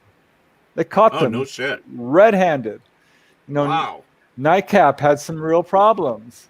MUFON, I totally support MUFON. I think they're a great organization, but I think it would also be naive to say that our government is not keeping very close tabs on the information that's flowing through. So you see a kind of stagnation in the progress of the UFO field. And this recent Pentagon disclosure is great news. It's like, I'm super happy. But, it was brought up at a White House press conference and everyone laughed. And they're kind of, oh, UFOs, ha, ha, ha. That's not taking it seriously. Yeah. They're showing us this fuzzy film and testimonies of a pilot, when right behind them, they have the crashed UFO itself. Be more forthcoming. I appreciate you're saying that UFOs are real. I really do. But I know for a fact that they have much better evidence. And they're sitting on it. They're just sitting on it. Another person, I didn't even think about it till now, because she is actually, she actually has a lot of information as well. And if I would have caught this earlier and I didn't think about it, I would have asked her to also be a guest. Andrea Perrin, she also has a lot of information about this because, like you, Cookie, she was abducted. And she's speaking loudly. She's not keeping her mouth shut whatsoever. And she's writing books and telling people her stories. And I think a lot of people that have been abducted or have had some type of experience, I think because of the government saying, okay, let's feed them a little bit of information. Like, yes, we're doing these studies. Yes, we're doing this. All that does is fuel the people that have experiences to continue on with telling their stories. And I do you think that at some point there's going to be like a drop the mic, let's say? Like the people that are actually had experiences or that have proof themselves have been abducted are going to say, government, screw you, drop the mic. I got my shit right here. You can't lie to me no more. I mean, do you think there's going to come a point to where it's just going to be, they're going to have to give up because people out here actually, like Cookie, people actually have these experiences. They know in their mind 100%. Yeah, we're all there. We really are. Someone's going to have a cell phone camera footage with someone right next to them taking footage. Yeah. We still don't have someone who has footage of being taken on board. We don't have footage of the inside of a UFO. That's going to happen. We've got a lot of footage of UFOs landing, of flying around, of going in and out of the water. We have multiple eyewitness testimony. Disclosure is probably going to come from the grassroots. I'm not sure it's going to be any government who does it. Cliffy, I'm going to come back to you because you did ask that question earlier. And Preston did sort of give an answer to it that aliens or the UFOs that have been here, they pretty much know what they want as an agenda for us. They're looking at our minds, they're looking at our resources, and stuff like that. So yes, if they have in fact been here, they're looking at the things that that our planet has, I guess is probably the best way to put it. Our own minerals, our ores, our crystals, our gold. Plus, on the other side of that, they're looking out for us, like they're the guardian of the human beings in some sense, right? I mean, I guess that's probably the best way to put it. I guess I don't know. I Well, mean, they're not here to enslave us. no, I don't think so. Not at all. Okay. Or they would have done Okay. that. Right. They would have Okay. done it. So I'm just kind of going back on a couple of these questions because I haven't gotten to all of them. So, question for Preston: are there more reports and encounters of the Greys than any other alien? In Are my the own Greys the most research, common? yeah, for sure, by far. I'm not sure that's true in all places. You know, in like Europe, you don't get as many reports of Greys. You still do, but it does seem to be, at least initially, in the 60s and 70s and 80s, the United States. But certainly we now know it's a worldwide phenomenon. At least 50%, maybe as high as 70%, are some version of the Greys. But there's a wide variation. You know, some of these people describe Greys as being very friendly, emotional, loving even, where others say, no, I was treated like a lab rat. I hate these MFers. You know, they Right. do not like it. A number of people. People can have the same identical experience and come away very different of how they interpret it. One will say, oh, you know, it didn't bother me. They didn't hurt me. Another will say, you know, I feel very violated. Yeah. Right. Right. But you know what you just said makes perfect sense. Think about everything else that you have 10 people that go to the same, let's say, carnival ride. They're all going to have a different experience. They're all going to tell you something that they liked and didn't like about it. And that's the truth when it comes to everything. Interesting question here from Linnell to both of you. And I'll start with Preston. What is your take on the theory that we as humans are alien to this planet ourselves and have been placed here as a breeding purpose to create a new life form for the future of the alien race? I think there's some truth to it. If you look at writings throughout ancient history, there does seem to be some interactions with the human race being, you know, messed with or manipulated. And the fact that there are ETs that look just like us certainly raises serious questions about human origins. There's a best-selling book by Ellis Silver on Amazon right now, which I'd recommend. And the title is "Humans Are Not from Earth." And he's like, well, you know, we're really not suited to this planet for a number of reasons, which he goes into. So yeah, I think that's a great You question. think there's some truth to that? Yeah. I really wonder. Yeah. Yeah. Well, what do you think, Cookie? Well, I'm going to go far out here. No, I wouldn't expect any different. The little rover thing on Mars, excuse me, had taken samples, and it is proven now there were 2 major atomic bombs, but not on the ground, up in the air, that devastated the planet and killed it. Prior to that, Martians that lived there, and there's proof of that now too, went off-world. Some went around the universe and some came here. Now, I'm on the fence with this story. And that we've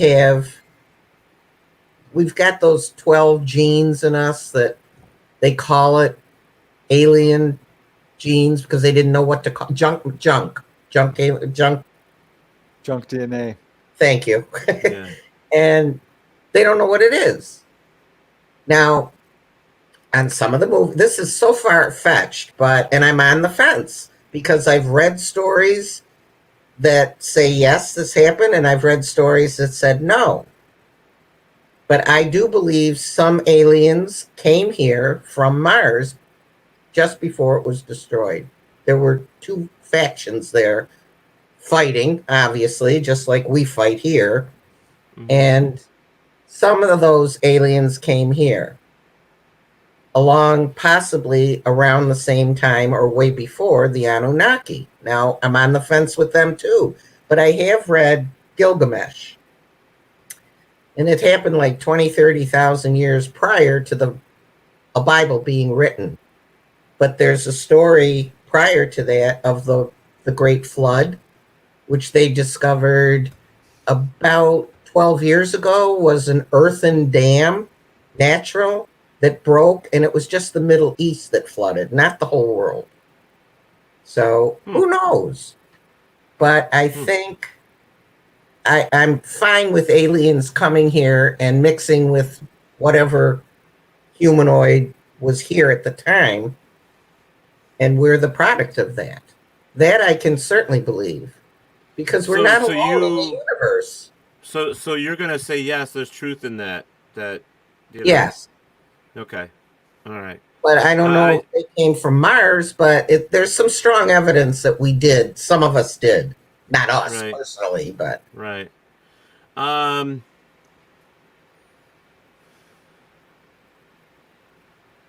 Kathy puts up here again, too, and it's funny because we just mentioned what Linnell was saying, because she's the one that asked the question. And Kathy came back with, hey, I'm open-minded to the proof of, but not the whole crossbreeding crap. Because technically, if aliens are real and so much smarter than the humans, why in the hell would they want to crossbreed with humans?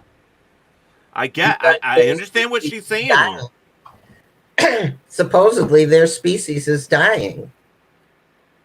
Yeah, I'm not happy to receive these reports either. They're very difficult to digest. But when you start getting multiple reports from independent sources telling the same thing, you start to get stuck with the evidence. And you start to realize, well, grays are interbreeding with us. Are you kidding me? Hybrid aliens? How? That's crazy. But what it points to is the very distinct possibility that our relationship with grays is much closer. They're basically human. Yes, they don't look quite like us, but they most probably do have DNA that matches with ours. They're certainly interested in us. They're this is their number one agenda, taking people's genetic sampling. So yeah, I totally agree with Cookie. They do seem to be reinvigorating their race because they're unable to reproduce. This is the story that's coming from multiple independent sources. Right. Wow. And partially they're part android, only they don't call themselves that, and human-esque. Not like us being humans, but they're biogenetically different than we are. Enhanced. Okay. Yeah.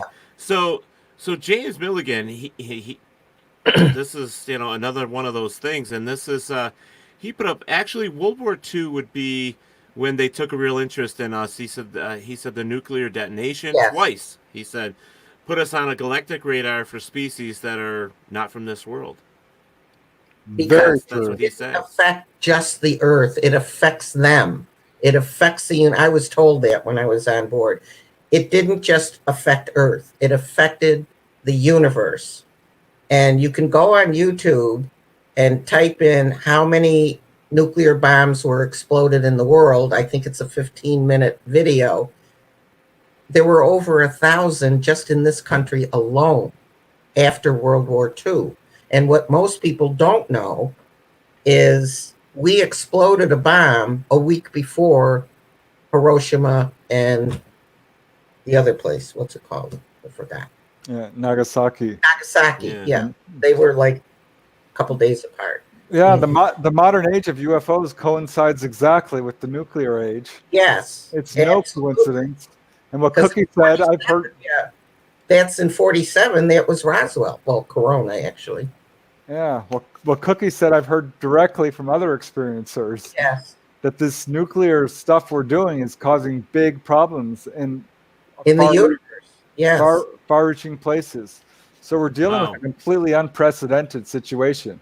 Yeah, UFOs have been around for thousands of years. We know this from petroglyphs and cave paintings. Yeah, I was just going to say that. I mean, you go to Egypt, look on some of the stuff that they've written on their walls or etched in their walls. Even our own Native American history. We have that stuff on. Yeah, I mean, the Sky People. It's been around for thousands of years. Very You long know, time. But so if we want to talk about proof, let's start there. I mean, to be honest with you. yeah, the Renaissance paintings, the Middle Age wood carvings. Right. You know, I mean, we can go on and on about stone carvings and all of this, but yeah, UFOs have been around a very long time. I think we know this, but it's unprecedented in terms of the numbers of sightings we're having now. Since we Hmm. started exploding nuclear bombs, they came in very large numbers and have not gone away. Uh, Yeah, because James is saying here is we were not a threat until we cracked the atom. Now yep, they keep a closer eye on the human race. very Well, cool. That's yeah, a that's very amazing. famous ufologist said after that happened that the ET said, "Well, the kids have found the matches," and that's repeated over and over again. And that's it. We're kids to them. We're a Yeah, violent species. well, we are a young species to them. I mean, if they've been around forever, I mean, we would be considered young to them. So yeah, certainly. Um, Question for Preston and Cookie: what are your views on the Men in Black? Go ahead, Preston. Yeah, I have a few Men in Black cases, not a lot. As far as I can tell, Excuse me. you have to be a little careful because Men in Black are kind of two forms. There's some people, when they say Men in Black, they think government agents. Yeah, that's what And, I think. um, but really, there's a different type of Men in Black, which don't appear to be human in the way that we think of it. They look human, but they're not. They are a type of ET race that is intent on covering this stuff up. And they show up after people who have particularly evidential UFO cases with photographs or landing traces or multiple witness and threaten them. They threaten them outright. Mhm. They're driving black limousines around. It's a very curious phenomenon. It's not necessarily intelligence officers from the Air Force or some unknown intelligence agency, which sort of gets mixed in together. It's a separate phenomena that I don't quite understand, to be perfectly honest, but appears to be humanoid. They've got Hmm. darkish skin, kind of. They're always dressed in tuxedos and full black, driving black limousines. It's strange. I don't know quite what to make of it, to be honest. Um, did you have to add to that, Cookie? Uh, well, I agree with Preston too that one group is probably government agents. The second one is definitely not from here or a mixed breed. And they look like twins almost. Right? They wear Heard the that. black hat, the black clothes, and they kind of speak in a monotone and not like we're speaking English. They speak English. Well, they speak all different languages, but like we're just expressing ourselves. I notice, Preston, you don't use your arms as much as Ted and I do. We're Yeah. constantly using our hands. We can't talk if we sit on our hands. Well, that's the Irish and me, I guess. I mean, the Well, Irish have always talked with their hands. So is the Italians. So Italian. Yeah. I married an Italian. Does that count? no. Well, he's on his fourth wife now, so good luck. uh, and he's living in the villages in Florida. But back to the Men in Black, they can be. I hate to use the word violent, but they can be with people that have been taken. They want to know everything, and then again, they should know it if they're not of this world, of this earth. So I don't know if they're just here to scare people. I've never had contact with them. And I'd probably just wave them off. I wouldn't give them the time of day. Yeah, they always intimidate witnesses. That's kind of I their know, and I thing. would just tell them to take off, like the people that ring your doorbell and want to give you Jesus. I'm serious. I'm noticing I've got a cross in the background from Mexico. See, where is it? There it is. Yeah. The only reason I bought that is because it has calla lilies on it. That's terrible to say, but that's and it's been on my wall because it's beautifully carved. But Actually, I call him my nephew. I'm going to only agree with him because he's a nut just like I am. He's Tony DeVille is on here, and he said hybrid human alien would explain me. LOL. That's funny. Yeah. So, I actually got to the bottom of all the questions and stuff. Thank God.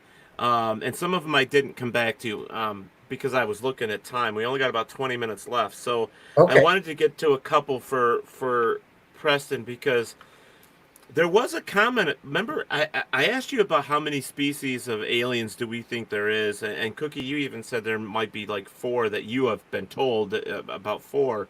For But basic, but like basic, 52 okay. or more Well, I'm variety. kind of wondering because Steve Barry said there's 443 species, and I'm wondering where he got that from. So my question is going to Steve in the chat room. Where did you come up with 443 species? Oh, That's got me, a little curious myself. Um, there was also a comment and a question. There are a lot of things that we as humans, Preston, that we are finding. I don't want to say faults or defaults or defects, but it's like sleep paralysis. Is anything like that ever been associated with people saying with alien abductions or yeah. anything like that? Sleep paralysis or any other weird, you know, Mhm. thing that humans are going through? Cookie's saying yeah, but you, Preston, what do you think? Well, sleep paralysis is a phenomenon that occurs when people, our chemical, our brains excrete a chemical that paralyzes our bodies so that we don't act out our dreams. Right. There are people who have trouble with sleepwalking and things like this. And sleep paralysis is a phenomena where people can wake up and find themselves Yeah. paralyzed. And in some Mhm. cases, they feel like there are entities around them. Maybe they don't feel like they're even in their bedroom. And this has often been used by skeptics to say, hey, people aren't being abducted. It's just sleep paralysis. No, no, 1,000 times no. Because I have case after case after case where a person has an abduction and they are not where they are supposed to be. There was one guy who was outside his home. He was due to do his chores. He was sitting on the hay bale wagon and he was abducted. He had missing time and he was sitting there the whole time, he thought. And suddenly his dad comes running out and says, "Where the hell have you been? We've been looking for you for an hour." He says, "I've been sitting right here." His leg was bleeding. He had a huge puncture wound. He was not there for an hour. I've got Hmm. another case where kids in Louisiana disappeared. They're searching for them everywhere. So this is a physical phenomenon. People are being physically taken, for sure. Hmm. And So if you're sleep. in the house, they can twist time around in space and they'll go right through your window or up through your roof. And if you're flaying, you're going to hurt yourself. So they put you into something very similar to paralysis. And Yeah, then they Well, lift you and out through the window you go. people come back with marks, Yeah, bruises, hmm. puncture wounds, all kinds of physical evidence. right. Okay. Well, They don't because want to hurt you, but right. Well, Nick was just saying here, yeah, they pointed sleep paralysis to be associated with alien abduction as well as ghost visitation. Um, and Steve finally answered me about the 443. I have to giggle because it's he says I pulled 443 out of my butt. That's the point. he's got a good sense of humor. Yes, he does. Steve is awesome. Um, I want to go back though. Close Encounters of the Third Kind. Okay, That was Close real. Encounters. That was That's what I real. want to know. Was that based on fact? Yes, it was. In Yep. fact, I just read that recently, but I knew it because President Reagan showed it to about 50 higher ups and Steven Spielberg when he was president, not Spielberg, Reagan. But yeah, And when Reagan. it was over, he went over to Steve and he didn't realize that there was a reporter nearby. And he leaned over and he said, you told me this is real, and there's only about 5, 6 people in this room that knows it's real. So that was real, and I've heard other investigators say it was real. Yeah. And I just read something about it last week that it was real on Preston, YouTube. what's your take on it, Preston? Yeah, it's an excellent movie. It's one of my favorite portraying the UFO phenomena. Some of the cases were taken directly from actual cases, like the Loch Raven Dam case had the street sign was shaking back and forth, just like it was portrayed in Close Encounters, and the sunburn on the face. All these are actual details from actual cases, very well put together. And I think the actual, ending, the meeting, is sort of a take on what happened at perhaps Edwards Air Force Base with the Eisenhower meeting, or perhaps the Holloman Air Force Base meeting where UFO landed and our military met with them. So yeah, I believe it is pretty much true to life in a lot of ways. An excellent movie. Cool. Tony, you are so funny. He goes, yeah, you're just strengthening my statement that I said earlier, but no probing.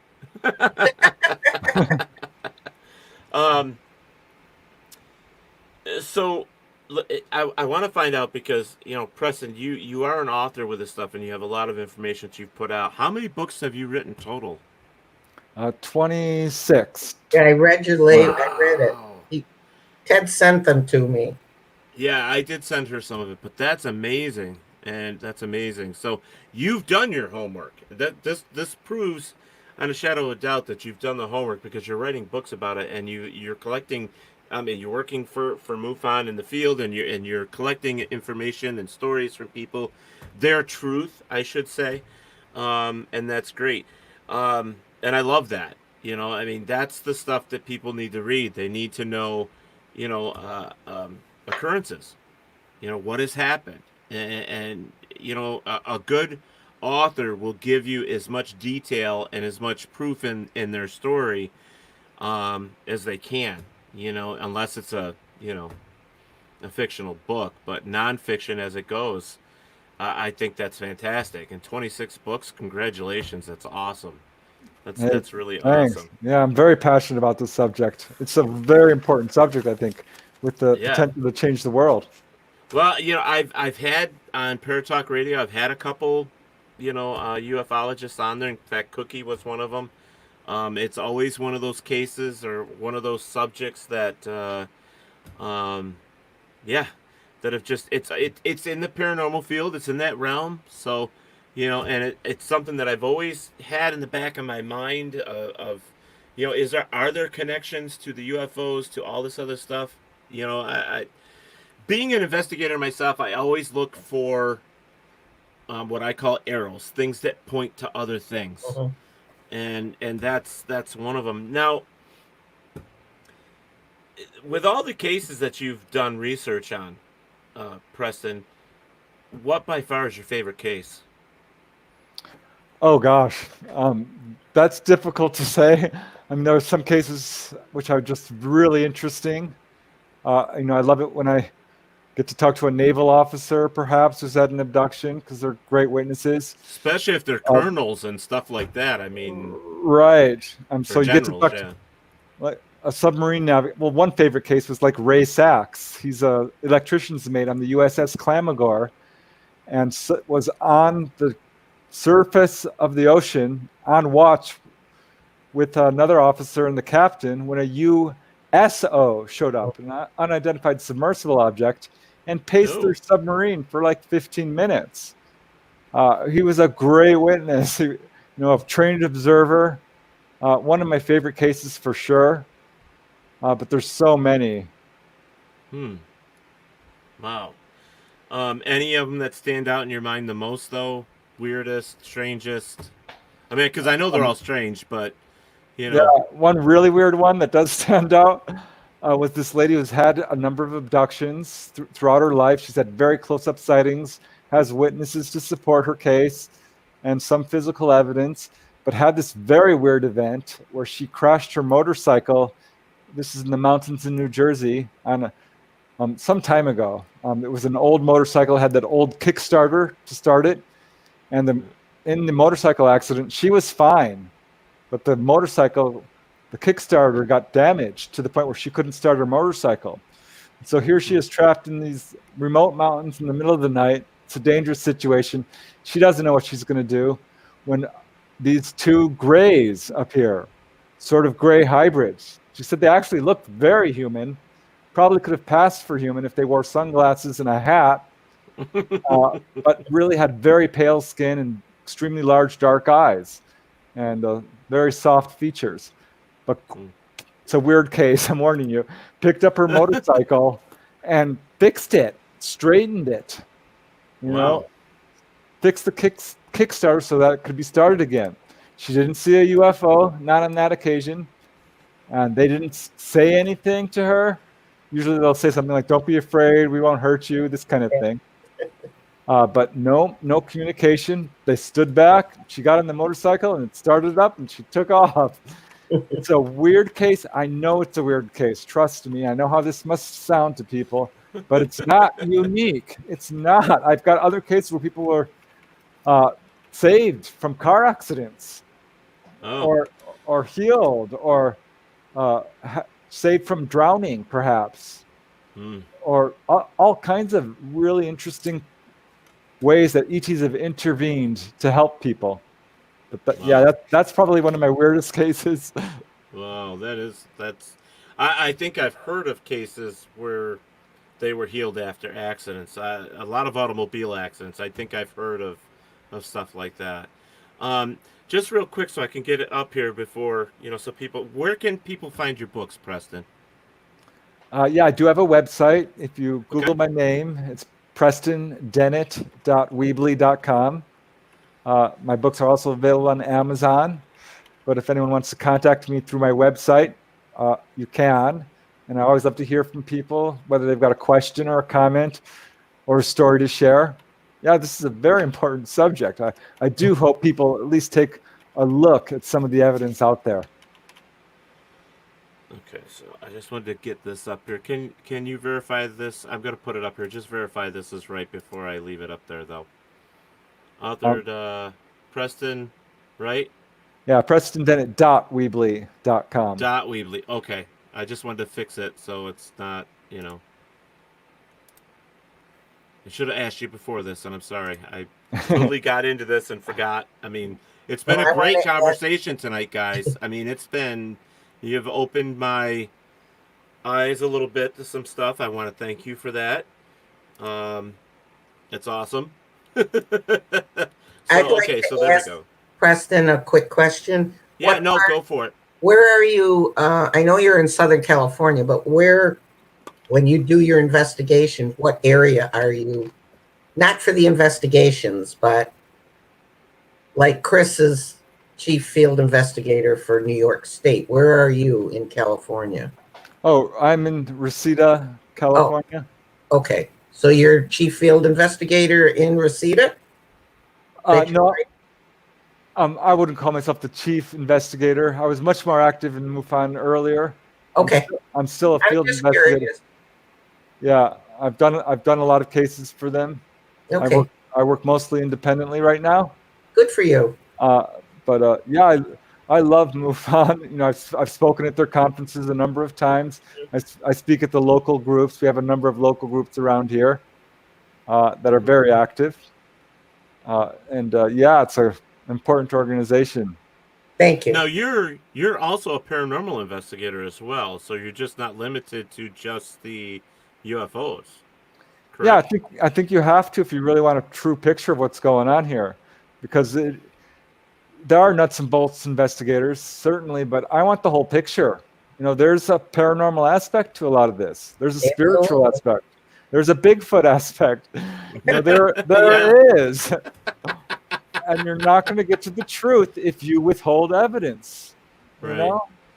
Right. If you just said that, but I want you to expand out a little bit. But somebody that's had an experience, somebody that wants to know more, what kind of advice or what would you tell them? If you've had an experience, I would say write it down, because there are memory problems associated with UFO phenomena. There are MUFON groups in every single state. You can find support groups, certainly. There's a lot of information you can find out about this phenomena. I wouldn't necessarily run to go have regressive hypnosis right away. You can, research this first. But yeah, I wouldn't panic or anything. I don't think this is something people need to panic over. I'm not afraid of UFOs. I'm ultimately very hopeful about the whole situation.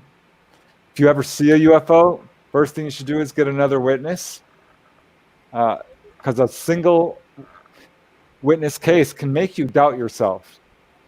And if you have someone with you, it makes it a lot easier. And if you have 3 people with you, 4, and you have photographs, well, darn it, you've got a really good case. You can be pulled right to the front lines of UFO research very quickly with a single legitimate photograph backed up by multiple eyewitnesses.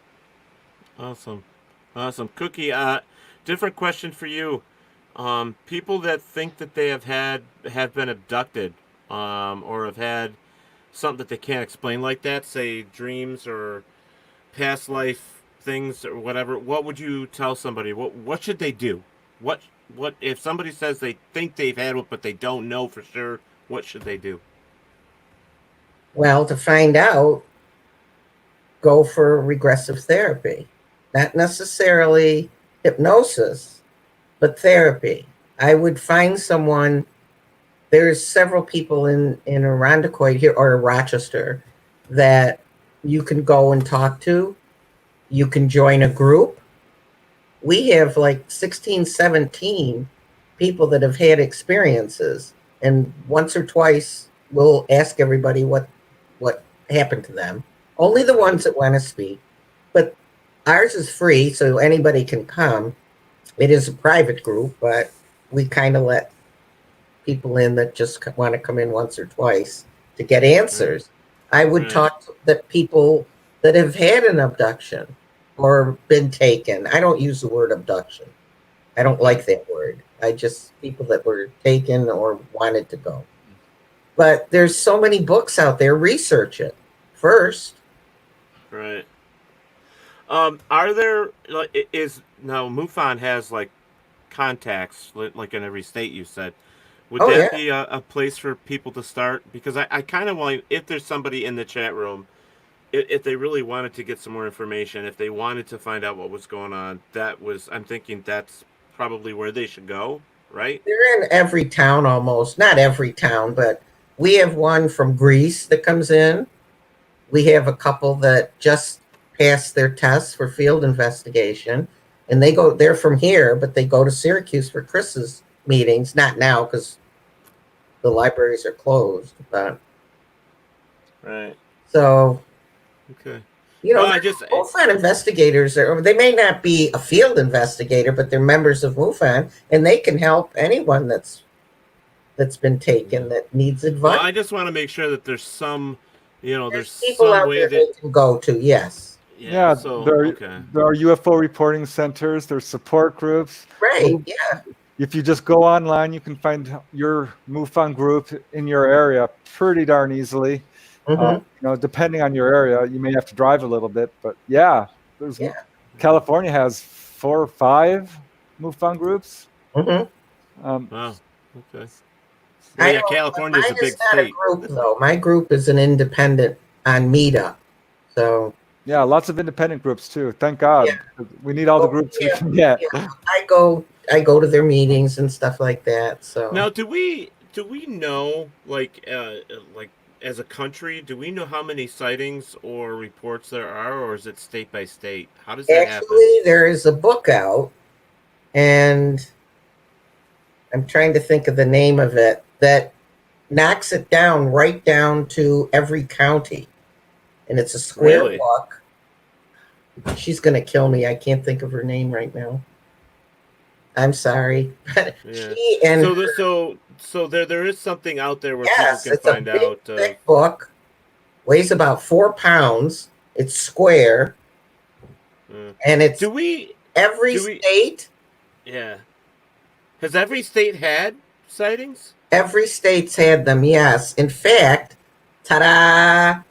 Monroe County is like number 4. Really? Yep. And we're number 3, I think, of all the states, but of all the counties, we're like number 3 or 4. Yeah, California's number 1. By Yeah, the way. I know. Well, So why not? Arizona, We're out. You've Arizona's got got to the sun. fall in there, right? Utah, Arizona. Every state, Yeah, yeah. every state.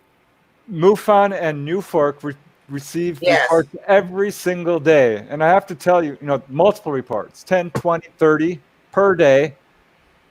Per day. Per day. Most people don't Wow. report their sightings, so that's a vast underestimation. Times it by Wow. 10 at least. So that means probably closer to 300. It could be as high as, 1,000 per day. That would probably be more accurate. Wow, that's crazy. It's insane. That's But crazy. right now, someone's seeing a UFO for sure, Yeah. based solely on the numbers from MUFON and Newfork. That's amazing. That is just amazing.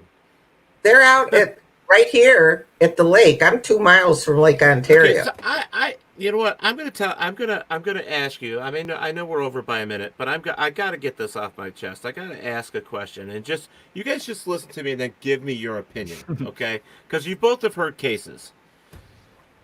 So where I work, on multiple occasions, I have been told that where I work, and I'm inside the building when it's happening, a huge orange or yellow ball of light hovers over where I work. So I gotta ask, what do you guys think of that? Not everybody, but many people see orange orbs, and they're big. They're over all the Great Lakes. They're over water. Now, but this is huge. According to people that Yeah, see it, they're they can big. sit on top of their They're house big. and they can see it. It's huge. But why Yeah. me? Why over the building that I'm in? Is that a UFO thing? I'm asking because I don't know. Preston, what do you think? Well, I'm not sure where you work or if there's anything special about the building, but UFOs are attracted to certain areas for sure. Anything Great. that has any level of technology to it, they seem to be drawn towards. Just him. I work in it's a convenience store. I sell cigarettes and beer. Well, it might be on Native American land. Well, And I'm they- sure that is because most of our too. land is, but Skinwalker Ranch, the natives will not go near there. But these orange orbs are seen all around the world. I don't know if there's something inside of it or if it's just checking on stuff and it's not being driven. It's maybe somebody way up high is like a drone. It's like a drone, maybe. I don't think there's any. I'm just curious if it's me. I mean, I'm thinking it Could might be. be in. Yeah. Really? I wouldn't rule it out. Yeah, UFOs follow people around. Mhm. And if you're into this Right. subject, they Right. know it. I never saw a UFO until I started researching this. Yeah. Started seeing them, and I looked into other researchers. And they're like, "Oh yeah, yeah. Don't you know about that? It's called UFO investigator's disease. Once you investigate them, they investigate you. Yeah. So Yeah, just you know where Victor is. One of my members had a small one. Like, can you see that? Like this Yeah. size, Yeah. fingertip and thumbs, and it went right through her window. A yellow. Well, I'm just orb, curious orange because orb. people are seeing it all the time when I'm at work, and I'm getting messages at work saying, "Hey, that big orange ball's above you." I'm like, Yeah. Well- I don't know. I mean, I've had certain things that's happened to me, and I guess Cookie, you and I are gonna have to talk because All I'm right. not sure, but You ever try talking to it out loud? no, because I've never seen it. I've never seen it, never felt Oh, it, never. okay. It's other people telling me, so I don't even know. They could be pulling my leg for all I know. I have no idea. Linnell put this up here. I have had the situation of having a human-like creature in my room and of having flight-like experiences. I also just recently had an MRI and have somehow had my neck it had self-correcting healing. For example, I had two of my discs joined together and do a fusion without having any surgery. It just, I'm guessing what she's saying, it just happened. And is that something that has been documented before? Is this the kind of unexplained healing that people have experienced? Yes. Go ahead, Preston. Yeah, for sure. When someone has an entity appear in their bedroom, and then they have come away with unexplained healing, well, these are red flags. You know, these are something we look for. And I've got like 15 cases of people who've been cured of back pain, so neck pain. You know, with 300 documented cases, really covering the entire human body. Wow. Injuries, both large and small, illnesses, infections, and serious diseases as well. Well, this is what gets me, because she said human-like creature and flight experiences. So there's two plus the healing. So there's like three things. Three red flags. Well, Yeah, maybe so, they took her up. She went through the window or up through the ceiling and was treated on a ship. That could be, and then she would have that flight in her mind or her subconscious. That could be it. Some people remember being pulled up. Yeah. Or it could be. wow. That's So don't rule it out. So don't rule it out, Linnell. It might be a serious. It may be. Yeah. Wow. You guys, I gotta say thank you so much. I mean, Preston, It was thank fun. you for coming on, and Cookie, thank you so much. I should have warned Preston ahead of time, but yeah, I figured the more the merrier. Plus, it would help validate each other as well. I thought that was a good plan as well. Yeah, we think pretty much alike there, Preston. Yeah. Great to meet you. I love I hearing was you. just going to say that. Very nice to meet you. You know, it's just, you know what, guys, UFOs. We've all heard the stories. We've all I have stories in my family about UFOs, but we hear them, we see them on TV. They're on YouTube. They're all over Facebook and everywhere else, social media. And it's a hot topic, just like Preston said. It's one of those things that it amazes me when it comes out in the news. It really does amaze me. It's like, that's why I opened it up to you guys. It's like, why should we believe the government now? They've been lying to us all this time, you know. So people are going to finally just say, you know what, I've had enough. Whatever. We're going to believe what we believe. And that's okay, Ted. For the people that were on the show tonight that said they don't believe it, that's okay with me. I would never try to change their mind. They have to do that themselves. Right. But they do have to open their mind. Right. Well, there's just too much out there to. Right now. I think there's too much out there to ignore, and I think, Preston, what you said it on, the nail on the head thing. I mean, you deal with so many cases every single day, and you said there's reports every day, multiple hundreds of cases every day, and so we got to stop closing our mind to it and maybe just give it a thought, even if it's once a day. I mean, you always hear those stories. Somebody walks away saying, I don't believe this, I'll never believe it, and then they have an experience. Right. And they're the ones running right back saying, you're never going to believe what happened. So... Yeah, I had one lady walk into my office where I work. I had a little statue of a gray alien. She screamed. She's like, what's that? I'm like, Connie, that's a gray ET. She's like, I saw one of those. I saw one.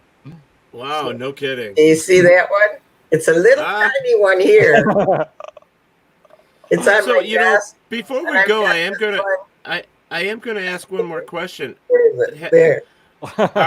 Are there any reports of green aliens, or is that fake? I've never seen one. They're gray. Well, have you ever seen a green one or heard about a green one? That's There's a few scattered reports. Really? A few. I've never heard about them. I know they're in movies. But No, they're mostly gray, but it's not just gray. They sometimes describe as chalk white, right, tan, even. tan, yeah. But yellow, I've heard, blue, but generally gray. Awesome. So I'm going to say here, you got a bunch of people in here saying, thank you so much. We have Tony DeVilla says, good night. Thank you for the info. Enjoyed listening. Barry Mart saying, great show tonight. Good night, Ted. Preston, Cookie. Linnell saying, great show, Teddy. Thank you, Preston and Cookie, for your time. It was truly enjoyable. Nick said the same thing. I mean, we're getting some very good, positive feedback, which is great. I'm glad they so, all enjoyed it. That's yeah, terrific. but thank you guys. I mean, I was actually worried, like, where we were gonna, what was gonna happen in the chat, to be honest with you. But it turned out to be much better than I thought, and you're both very knowledgeable, and I really enjoyed having both of you here with me tonight. I paid all of them. Pay them all? Oh, you pay them all? I did. I sent them checks. Tony, the check is in the mail. Yeah. So, any leaving thoughts, Preston, at all? No, just thanks very much, and don't be afraid of UFOs. I think we're going to be seeing more of them. The world is going to change, I think, as we move towards disclosure and open official contact. I think both will happen. Not sure when, but I'm looking forward to it. Okay, Cookie? Well, if people really want to be interested, I'm going to name a book by Richard. Is that okay? Yeah. All right. It's called... Jeez, I can't remember anything lately. Well, I want everybody to go check out Preston's books, too, though. AD After Disclosure. And he co-wrote it with Bryce Zabel from California. And he used to do a TV show. And it's coming back again. But Bryce is you should know him or heard of him, Preston. He's in California. But they wrote a book together, AD After Disclosure, and it talks about the politics, the religion, individual people thinking. It's a wonderful what-if book. And it's not that thick. It's easy reading. It's inexpensive. But for people who don't believe completely or a little bit, or they're not sure, they're on the fence, that's a wonderful book. Think of it as a reference book. By Richard Dolan, Richard Dolan Press or Amazon. It's not expensive. It's paperback. It's a good book, though. Well, I really want people to open their minds to this a little bit. I want them to go, and if you walk away from tonight's show just saying, "Oh, it's a bunch of horseshit," that's fine. Well, that's your opinion, and that's okay. Cookie said, "Hey, it's okay," and and I'm saying the same thing. But I'm also going to say to you, I don't want to hear that you're one of those people coming back saying, Ted, guess what I had? What happened to me? I don't want to hear it now. So, I don't want to hear it. But, guys, please check out Preston's books. You guys, you can go right over to Amazon and check him out. You can go to his website, PrestonDennett.weebly.com. Right? I said it right. Got it right. And on Amazon. Preston Dennett, he's got 26 books. Check him out. And just, expand.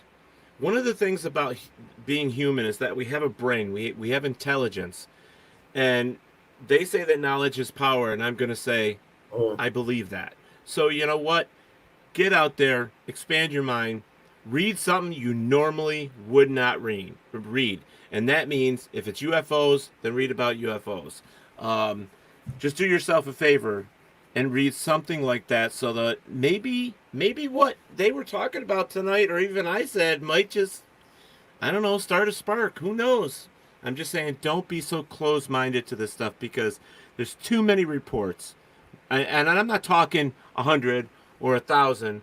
We're saying hundreds and thousands over the years. We're saying many, many, many reports. It's sort of like hauntings and ghosts and Bigfoot and all these cryptids. It all can't be fake if there's reports from people from 100 years apart, thousands of years apart. And we know for a fact, this is fact, people, that on the walls of caves, on the walls of pyramids, there are pictures of aliens. There are pictures of UFOs. There are pictures of ghosts, Bigfoot. There are pictures of all of these things that we talk about in the paranormal on Paratalk Radio. So expand your mind a little bit. Get out there, buy one of Preston's books. Buy them all. Buy all 26. Put a big smile on the guy's face. Buy them all and expand your mind. And Cookie is very easy to find. She's on Facebook. Call me. You want to get a hold of Cookie? I'll set you up. That's not a problem. But thank you again, guys. Yeah, Cookie Stringfellow. Yeah. So, but thank you again, guys. I really appreciate it. I'd love to bring you guys back again at a later date, maybe to see if anybody has expanded their minds. And if you guys get any really cool reports or something you think that's important that we should know, please feel free to reach out to me so that we can get it on here, because I'd love to do that. You know, I'd love to keep people aware. You got it. So yeah. All right. So I think we had a great show, guys. I think everybody said we had a great show. This is amazing. I love it. Tomorrow night, right here on Talk with Teddy, we have Tom's World. Tom's World, he is a gentleman that goes out and he does journeys and he talks about historical landmarks. I'm talking about war here in my head. I'm blowing up things. Landmarks. He enjoys just walking and talking and discovering things, and he wants to share that with you tomorrow night. So come on tomorrow night with Talk with Teddy at 11 o'clock Eastern Time, and we will do that. Don't forget, Paratalk Radio is Monday night, and we're going to be talking this subject, UFOs, again Monday night on paratalkradio.com. So make sure you pop in there. And then Tuesday night, we have a lovely singer from Nashville, Tennessee, who is laying it down there. She's making her music, and she's going to be on joining us on Tuesday night right here on Talk with Teddy. So make sure you tune in, guys. Thanks again. You're welcome. It's been a pleasure. I appreciate it so much. But we're gonna get out of here, guys. Remember what I always tell you every night at the end of this show: take care of yourself, take care of your family, and what's really important is take care of your neighbors, because they live next door, and whenever you need them, they're gonna be there. So take care of everybody and take care of yourself. Thanks again, guys. Thank you. Right. Bye, Preston. Bye. Bye-bye now. Thank you.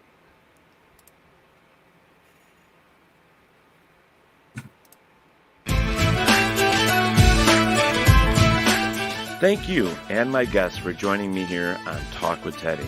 Tune in tomorrow night when we get to do this all over again. Be safe and look out for one another.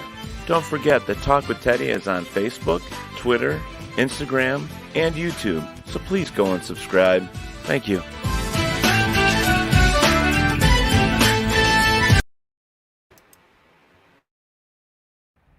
Let me introduce myself. My name is Ted Vanson Jr., and I am a huge John Wayne fan. A Quiet Man, which was one of his iconic movies, was shot and filmed in Ireland. Well, let me tell you something, folks. I'm inviting you to join me in Ireland. And before you say you can't afford it, yes, you can. The company that I am doing this with is called MysteriousAdventureTours.com. I want you to email them. Check out their website, but email them at MysteriousAdventureTours@gmail.com. They have installment plans where you can put so much away to go to this trip until it's paid for. You have a whole year to do it, because we're going June 15th through the 23rd, 2021. Summer solstice. Amazing. Ireland, summer solstice? What's better than that? Wait. I told you what was better. It's a quiet man's journey. We're going to the locations where they filmed The Quiet Man. That's amazing, right? Folks, you can afford this trip. Again, contact MysteriousAdventureTours.com. All right. Shortly, a video is going to be coming up here after me, and I would like you to watch it. Check out the information at the end, and do yourself a favor and contact them. Join me in 2021 for the summer solstice and for A Quiet Man's Journey. We'll see you there.